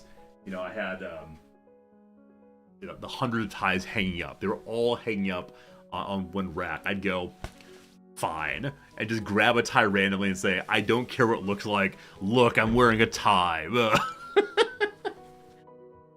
Oh, goodness. Oh, goodness. So, I try to be a little more thoughtful these days about both which ones I buy as well as how I select them. But, yeah, I mean, the thing to say, of course, I'm very glad that those darkest periods are gone. Actually, with that said, I should mention, I started a new med last week, as many of you know. It was a pretty dark period there before it started working. I thought it wasn't going to work, but in the past day and a half, I've been feeling somewhat better, actually. And I don't want to say this is causal, because it's very early days. I don't know when the medicine should become efficacious, but there's possibly hope. Possibly hope. How do I keep my stream ties separated from the outside ties? So there are a dark blue one and a dark reddish one. They're ones you see here regularly. The way I keep them separate is I don't. Just if it's a day when I want to wear one tie outside of the stream room, I come to the stream room, I grab it and say, "Freedom for you, little buddy. You gotta go outside today." So, yeah, that's definitely a special day for those ties. Always, always, always. Oh, you know what? Is this fun? I think it is fun. Industry as far as the eye can see here. Let's see what happens as that builds in. I think it's look amazing. This is truly the area we're destroying the entire Earth. Hey, Dreaded Oreo. Dreaded Oreo, thank you so much for your kind subscription, friend. And yeah, thank you for the cheers up meds working. Yeah, I try not to make my mental health issues a central part of stream. I try very hard not to often talk about it because my sense is for some people, no, I don't want to be down on anybody. I'm not comfortable with making my my various medical issues like my entire personality. I think they're an important part of me, but I don't want to only talk about that. It makes me kind of sad if I do. And so I just want to give an update, though, that things are going better than they were, certainly. And I'd be very, very, very happy. Okay, I'm noticing that people are jamming up the streets here. It's not a traffic jam, but it is a little annoying to see. So we'll go ahead and give them a tiny little parking lot. I continue to... Is loathe the word? Yeah, loathe too many streets, on-street parking cars. I know that, how do I explain this? I know that some streamers use the tags for what their stream is to pick out their identity categories. And I think the way this is often been used is, people who are of a certain identity might want to spend time with someone of a similar identity. And so I was like, okay, well, bipolar depressive. I know there are people who use the bipolar depressive tags so that other people with that category of health trouble can come and find them. And I'm like, yeah, I just don't want to put that foremost in mind, I think. I'm totally fine with having people come by because they want wholesome content, they want strategy game content, whatever. But yeah, I don't want to say that's what I'm primarily about here. Hey, on Blue Turnip, thank you for the generous tip, my friend. Thank you for the $4 dues. We enjoy the good vibes. I do what I can, my friend. Thank you for your kindness for sure. I guess I am curious, and friends, we have an ad break coming. It's been an hour, so I'll ask a question real quick, and we'll talk about it after the ad break, after the crossword puzzle here. Thanks for being here for sure. Do any of you use the tag search on Twitch? And if so, what tags do you look for? Super curious, because I have the tags I always use, which is wholesome suit guy English, and then first playthrough goes on and off. But are there tags that really appeals to you, that you're really into? So for Phil, for you, it's LGBTQ plus AI, etc. No, I definitely get that. Yeah, like I said, I understand why the identity search are useful. But in the same way, I wouldn't want to say right hand or right-handed. That's not something that I want to foreground. In the same way, like, I'm right-handed, but it's not a huge part. But yeah, man, if one's sexual identity is a big part, well, sure, I absolutely get that. Absolutely. You found me via the hot tubs tag. I've never used the hot tubs tag. Such falsehood here. All right. So, ads have now started. We'll talk more in a little bit. This sounds snarky and sincere. Twitch has a search function. Yeah. Yeah. I think if you go to twitch.com, or twitch.tv, sorry, it's the main page. There's a little bar at the very top, and you can type something in, like Resorty, for instance, and it'll show you me. It'll also show you other streams that are live that are like my stream, I believe. And then also there's a, I think you can just search for tags directly that way. Maybe you can follow tags. So this is me revealing that I do not know how to use these, as I do not use them myself, because I don't really watch Twitch anymore. I tend to watch Twitch for very, very short periods, but I've moved away from Twitch watching into the direction of mostly reading instead in my off hours. But Mayo, for example, is a month. Very good. Certain mark of approval. The go ahead, I assume. Nope. The gold star, even better. Ostracize. Shunned. Good. Made a cashless transaction. So ran a credit card. Bank carded. Love it. Like, did the tap thing. There's a tap thing. Wrote a check. I have no idea. Troubleshooting go-to. The user manual. I don't know. Designer Judith could be Judith Lieber, I assume. Okay. Oh, shoot, what is this? Oh, Joni Mitchell. Why can't I remember the name of your album? I've seen that park where I'm like, oh, it's not quite there, though. God. Wait, what is this song currently on my piano list? Whatever this song is one that It's the Insecto Symphony. Wait, I disliked this one yesterday.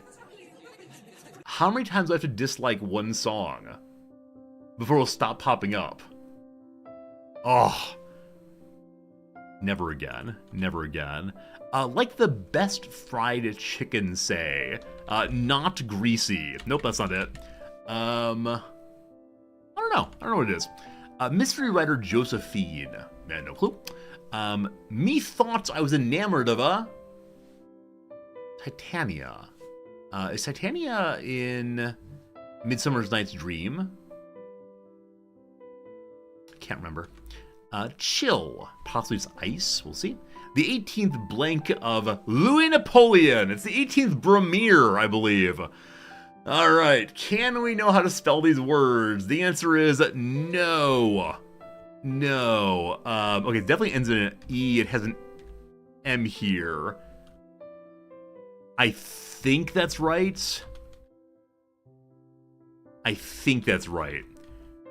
I know when it argues, I don't know how to spell it. Is that a question to you? Oh, what did I ask? Yeah, what on earth did I ask? What's this LM? Medieval musical form. Well, I think it's wrong. Huh. I think it's, I'm fairly sure. Fairly sure. That's about 31. Like the best fried chicken. I said, is it not greasy? 33. 33, you mean? Oh, it's Titania from Midsummer Night's Dream. It wasn't a real question, but sure, tell me. Is Titania from that one or something else? On the Road narrator, it's Kerouac, Tad, Sam, can't remember now. Sprinkling away. Strew? Strew? Is that a correct part of speech? Maybe. One named New Age singers, me, our friend. Oh, I'd say Enya. No, it's Yanni. Remember Yanni, friends? Oh, such a great feelings. Words of uncertainty. Words of uncertainty. Oh, it is. Titania's is Fae. I got stuck on the word elf. I was like, no, it's not elf. It's a word of a Fae, I believe. There you go. Good old Yanni. Good old Yanni indeed. Okay. Word of uncertainty. Something not? Maybe not? Not? I'm not sure. Word of uncertainty. Mabby. Good. Good old Mabby. Hebrew for day. Yom, I believe. Or not. Good. Something to run up. The tab. Deliver an oath. You cuss. What's Kara here? Chanel Muse, Della, etc. Sure, sounds good. And then opening of a rodeo cry. Yeehaw. And lastly, hold on a second text. BRB. Cool. Cool. Friends, I got about 20 minutes left to stream today. And then we'll have to leave this puzzle as is for the time being. That said, I feel this one is basically done. Like, we have enough crosses, enough places. I believe we'll get it knocked out super fast. So we'll save that one for tomorrow, I guess. One more on the pile. But for now, 20 more minutes of video gaming should be a good time. Thank you for the help on reminding me that Titania is from Midsummer Nights. Yeah, like I said, it's not an elf. Like, I know they're forest people, but Shakespeare does not write about elves. What is it? Fae, of course. There we go. All right. We were talking about Yanni last week. I have not thought of Yanni in such a long time. Did he play the ocarina? So Kenny G was the one with the clarinet or saxophone. And then Enya was the singer from that period, new agey as she is.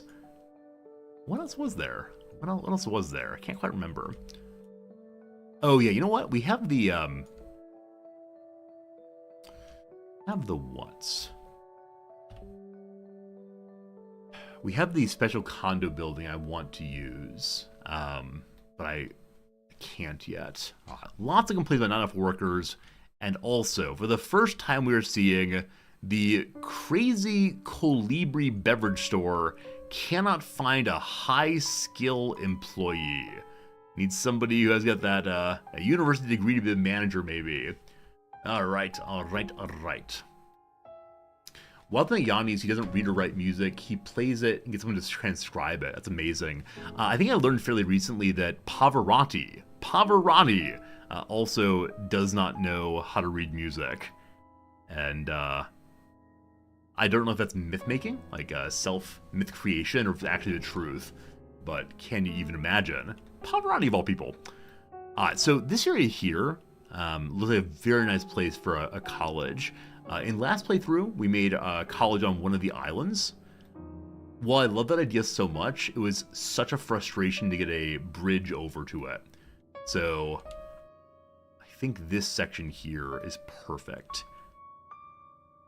You have to go past the landfill to get to the place of good ideas. This is where we keep the bad ideas. You know that old joke, right? I'm sure many of you who work in academia know this old joke, which is,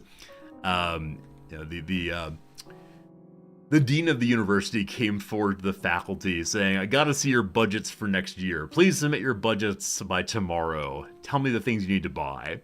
And so first came the physics department, and they asked for, You know, a new proton accelerator. They asked for blackboards. They asked for lab space. They asked for, you know, paper and pencils and trash cans and all the rest. All right, then came the biology department. The biology department wanted the lab space and the paper and pencils and the trash cans. And then came the mathematicians, and they needed the paper and the pencil and the trash cans. And then came the philosophers, and they needed the paper and the pencils. I know that's a joke at my field's expense, but there may be some truth to it. There's been some absolute nonsense published at times. Absolute pure nonsense. I want to buy these two. It said I can't buy anything right now, so I'll hold off on that. I refuse to make the college somewhere that isn't attractive and good. We could try to make a small college town outside the city also. But that'd be even more work and even more buying. We'll hold off on that for right now and hope it's the case that our cities continue to increase in value and goodness, despite the fact that they do not have high-level education. What direction is the wind currently blowing? Wind is here. Crematorium. Okay, the crematorium does not show a wind direction. It does make air pollution, though. We'll go to what I know shows wind direction, namely the wind turbine. It's going that way. So, my sense we should maybe put it a little bit farther away. Yeah, out here by the power plant and the water pumping station, put it there. Hey, Bubble Quinn, how's it going? Thanks for the follow, friend. So many nice new friends today. Thank you all for being here. Thank you for hanging out with us. I know someday we will stop playing this game. I'll be very, very sad for that, because this game has been such a good one for our, our community. The last two games, both Star Trek Infinite and then this one, have been just so nice to meet so many new people. So, yeah, thank you for the follow, everybody. This is what you get for playing new games. I can never go back to playing old games again. Because the old game where you might get one new follower after the course of a month and a half, like, oh, it's rough. Absolutely rough. All right, Death Care. It's a little crematorium out here, just to attend to this little city. I'm going to put one of these also in the other small town up here. And I believe it's the case that our wind is flowing that direction. Does it have the same direction across the entire map? No, it doesn't. Wait, really? Huh. I wonder if we can see the place it switches over.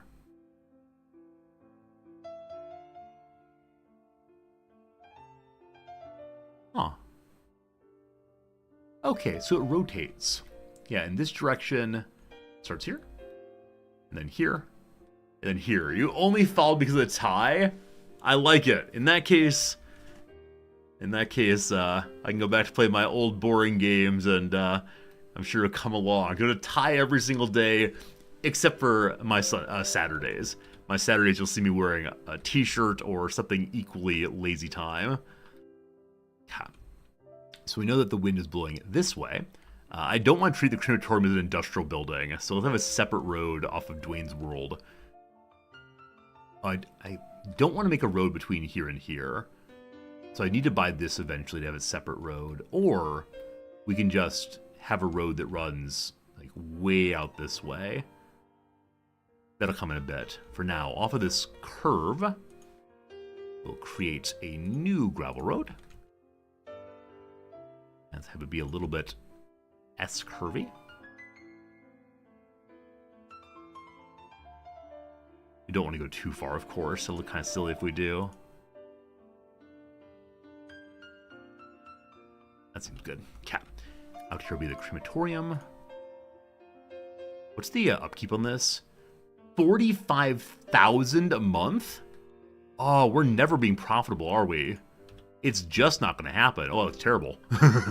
Let's fix that. Profitability is well beyond our means, I'm afraid.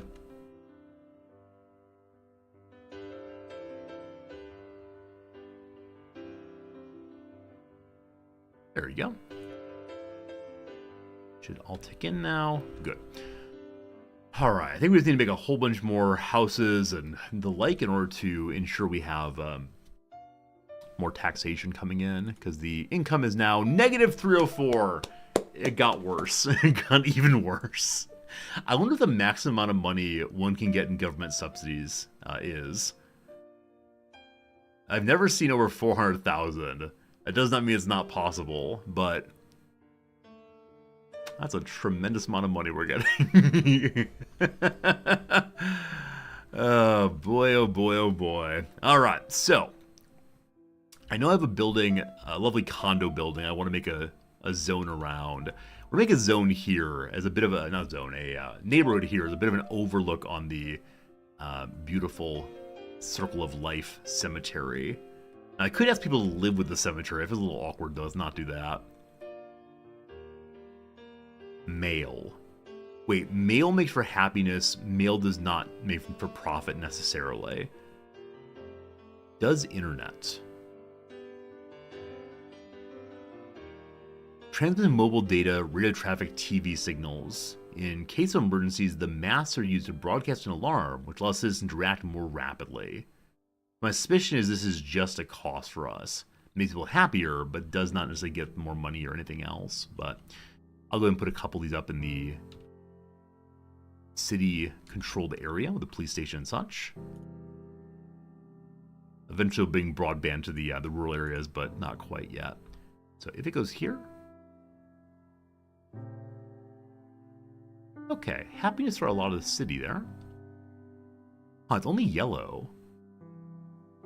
So I saw that the building has a bandwidth limit, 3,000 gigabits per second. I'm guessing that's... Huh. I wonder if as that number goes up, people get happier, or if that's like the maximum that can be transmitted as one at once, so all these different buildings aren't being able to upload. So they have inconsistent data. Throw one here. In the commercial zone. Does that help some? Alright, so redness means poor network quality. Determined by signal strength. The number of citizens within the telecom coverage area increases, more network capacity gets used. As network load increases, the signal strength at maximum strength decreases. Got it. So over the course of adding the second one, a lot of the city popped suddenly into being big and green. Now, I'll throw one up over here amongst the industry buildings as well. And you have no pedestrian access. So we'll give you a tiny little road here. An alley to hook you up. Alright, that's a ton of money spent. Hopefully it's not too expensive to give people their Wi-Fi access. Post office eventually. As I was saying, I need to have an area here for for the condo buildings I wish to build. I think the one challenge with that, though, is that I really do not want to use this street as a connector. And we only have the 2-lane road here. So we could make a separate road up this way, like on the back end of the cemetery. I feel okay about that. Someday, it'll be a big old traffic jam. But so far, the absolutely beautiful and wonderful roundabout has stopped that from happening. Also, my goodness, lots of parking on the street still. So a few cars are parking here.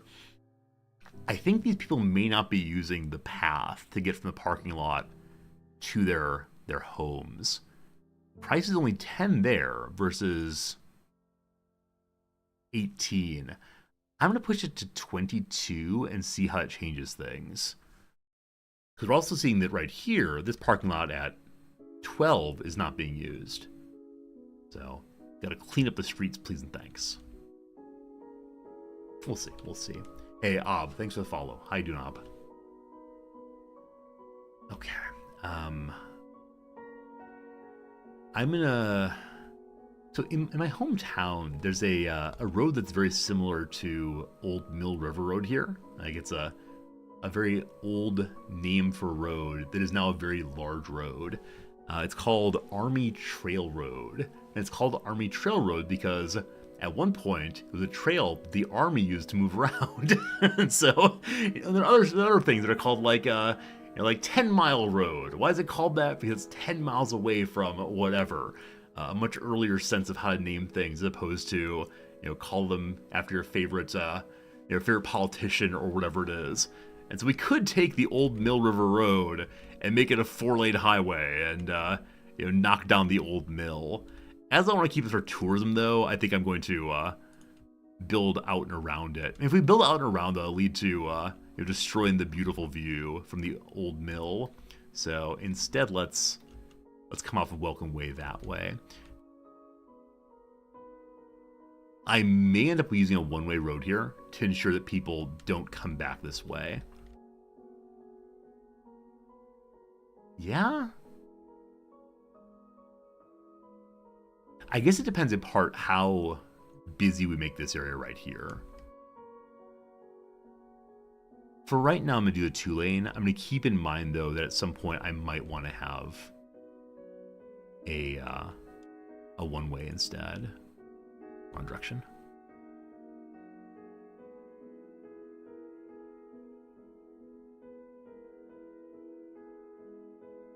Terrible, terrible, terrible. I need an undo button that is not pulling up the bulldozer of shame. Man, I was just thinking about how the person we raided 2 days ago made a whole city without ever using the bulldozer, and it looked really, really good. They were just so much more intentional about the buildings than I am. I'm always amazed when someone is able to think super hard about how to play a game and have it work. Because I work thinking super hard at the time that still just fails. But I do wonder if I looked very closely at his map if I'd notice certain errors I hadn't seen initially. But that was very impressive to see. Let's have a little bit of curving this way. And then gently, gently come there at the 90-ish. Oh, that's nice. I really like how it's coming through the trees here. I really like that a lot, actually. And yeah, this is the kind of thing I need to do more often, is find ways to make scenic-looking areas that are just eye-catching, I guess. Because when I look across the city, certain things catch my eye right away. Number one, the landfill, obviously. But oh, wow. Up here, Robotnik Park. That looks very, very cool. I think when I have just plain grids, it gets kind of boring kind of quickly. Let's Swoopy Road. I like it. I like it a lot. What's the problem you're building here, friend? Condemn. The Astrotrain Records is no more. Building nearby changed how the grid looked, and so can't be that. Right now, there's no demand for additional office housing. I'm sure it will be soon. Hello, Klaus. Good evening to you, friend. You got your scotch poured, ready to enjoy some election coverage. Klaus, have all your local races been called? I know you write for the newspaper, so I'm guessing you have to do some work of your own. Though you may also be writing the local write-up of the national and state level elections. Whichever way, I'm glad you're here. Hope you're having a lovely night, my friend. Okay, so I would like to have an area back here that is primarily condo buildings. I want to have the same thing on this side also. So I want to look at the big condo building, which I want to have overlook the water. Now, the front end of this thing is the non-fountain side. Okay, I want to put it in such a way that we can have a road that goes to it and then some additional buildings nearby. So please rotate more. Oh, go. I think I like that. Yeah, good. And I'm gonna make some kind of little circle. Here's what I'm gonna do. Here's what I'm gonna do. Grab you here.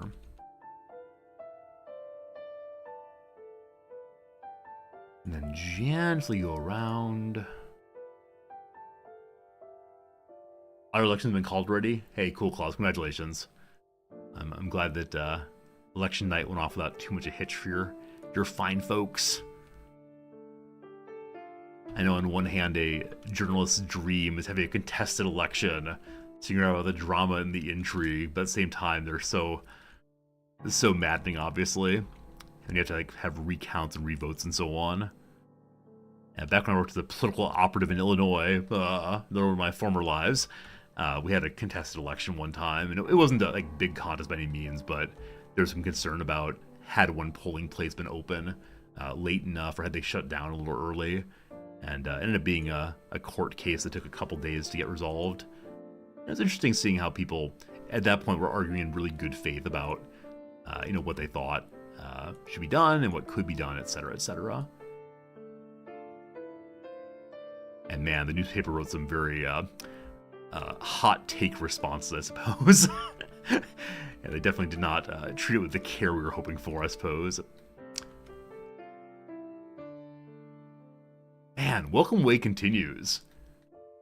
Absolutely crazy. So Welcome Way comes all the way from here, all the way across to here. If I make even one cross street here, no, the cross street here, I believe, it would cut off. Not sure. We'll need to name this area after a while. Gotta make it nice for you all. Okay, we're down to only demand for single-family housing now, and we're kind of reaching the point at which people don't want to move. Actually, people are moving out. Oh my goodness, people are moving out or dying. Possibly, it's possible they're all dying. Okay, we have 77% adults. There are more children than there are seniors. This is not Japan. Birth rate of 50, death rate of 26. More moved in than moved out. Huh. I wonder why our population went down last month then.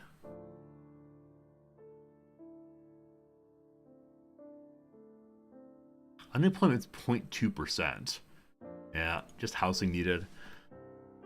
Okay, so the condo buildings have largely met the desires. We'll need to have an area of residential housing also. And so I guess I'm going to have another street that comes off of here. Very nice housing zone right there. And go with the curves, let's think. Yeah, let's have a little arc.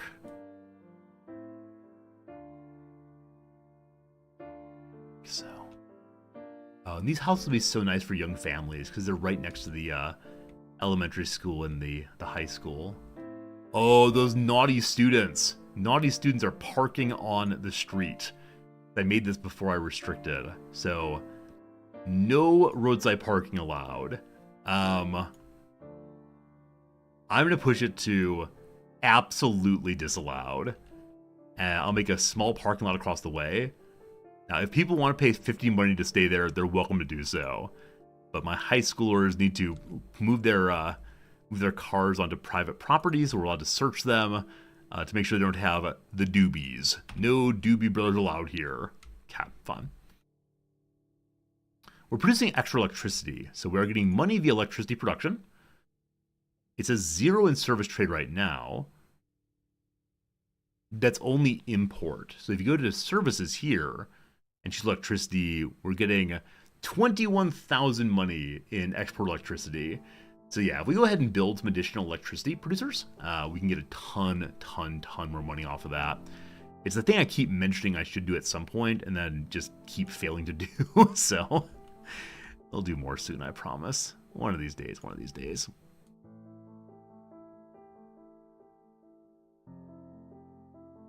Let's do 2 2x2s.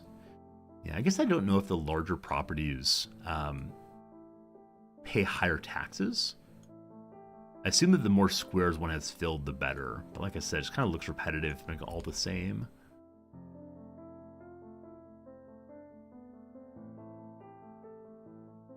Excellent. Next we have another one right here. And then maybe another one here. So pack them in, but not too tightly, I suppose. Oh, I actually don't want this building here, I'm sorry. You have 6 people living there. You're of comfortable wealth. Alright, due to a zoning error, you're blocking everyone's vision of the old mill. I was the same thing here, I didn't want to have this all blocked out. Well, too late. Let's have a little connector here as well, so we can see how it fits together. Everybody wants single family housing, that's okay.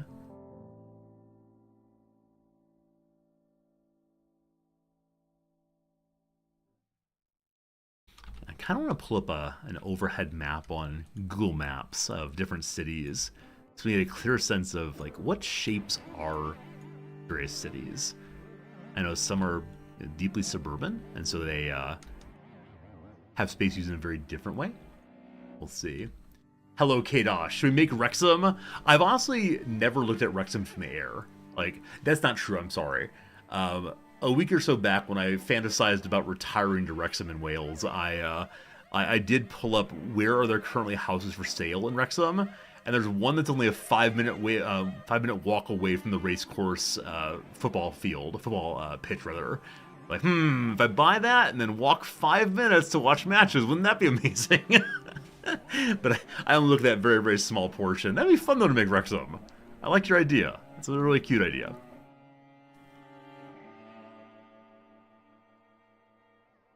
Okay, so this area here, Elizabeth Street, I was not planning to put too much housing on. I think what we're going to do, though, is make additional subdivisions here.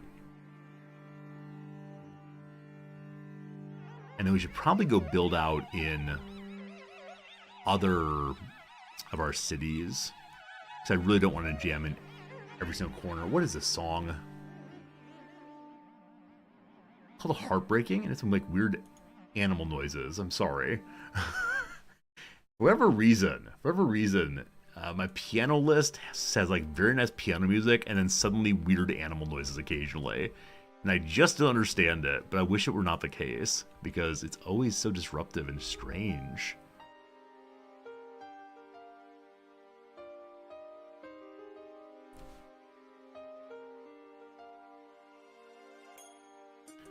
So row housing is medium size. We do need some medium size. So I make these into medium-sized row houses, I guess.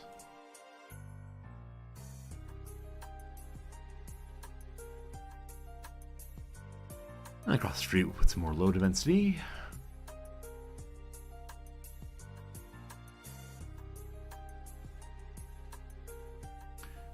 Okay. I'm going to do a thing I know I should not do. It's going to do nothing but upset me, I guarantee. This is show me traffic. It's not as bad as I thought it was going to be. So I'm surprised at how red this is right here.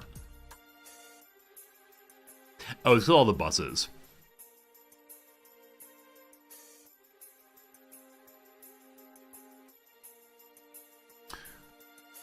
I think we should maybe make a bus lane along here. And move this back slightly. So I've never actually made the bus lanes. Let's see how they work.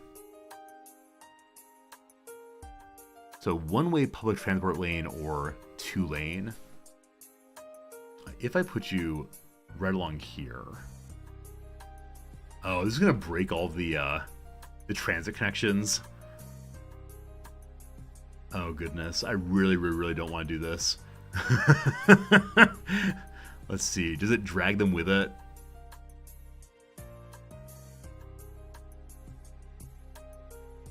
Okay, I'm gonna put it on the other side of the road and hope that looks okay. Wait, they make, yeah, we'll see what this does, I guess. We'll see. So starting from here, I guess.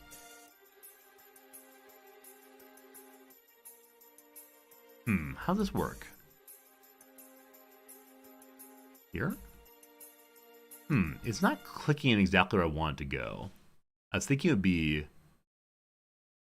like immediately next to, like if I go from here to here. Okay, it really is like a separate street. It's not a lane additive, it looks like.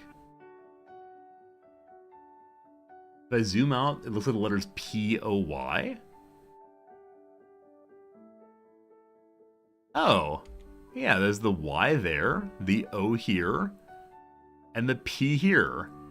That's crazy. That's crazy cool. And what I like so much is that shows how human pattern recognition works. Until you mentioned that, I would have never, ever, ever seen, maybe the P's here, either way. I would have never seen this is a Y. Like, obviously this is an O. No problem with that at all. Yeah, P-O-Y. Because you said there is a pattern, I found the pattern. Oh, humans are weird, comma man. Pretty cool. Unfortunately, what is not pretty cool, my friends, it's about 12:40 my time now. Like I said, I've got to teach today to a different population than usual. I have a colleague joining me to spy on how I teach classes, and I have some Japanese high school students coming to visit me. And yeah, it's a good day. It's gonna be a good day. But with that said, I gotta leave a little early, so thank you for being here. I appreciate your company. I appreciate the follows, subscriptions, the generous tip. I appreciate all you taking time to be with me, whether chatting or lurking. You made my day better by being here. So thank you for, really thank you for being here. I know I say it every day, but it is a great part of my life that I get to be with you fine folks. So while we're saying goodbye now, I'll go to Big Resorty. Hello, friends. And I will quickly find us someone to raid host. So over on twitch.tv, who is playing what games? Yeah, very nicely, today's stream started with a nice raid from our friend Shen. Should we find someone little? Should we find someone little to support? I really like raiding small streamers. And the reason why is it's how I got my start also. So this person's someone we raided previously, named Rule Storge. And I do not exactly know what that means. Maybe you can ask them. So, raid host Rule Stoge. Not a super small streamer, it's about 50 viewers right now. So it's not as small as yesterday with the 0 people. But yeah, Rule Storge. Good. Raid you. Cool. See how it goes. Again, friends, I'll be back tomorrow. Fernandez, goodbye, my friend. Thank you for the generous comment over on YouTube. Look at that, I read YouTube chat. Can you believe it? We actually got no YouTube chat comments today. I wonder if anyone watched over there. We send the video, and maybe someone will find us someday. Who knows, who knows. Anyway, appreciate the heck out of all you all. See you again real soon tomorrow for more of a little game called Cities Skylines 2. Good night, friends. Thank you, friends. Goodbye, friends.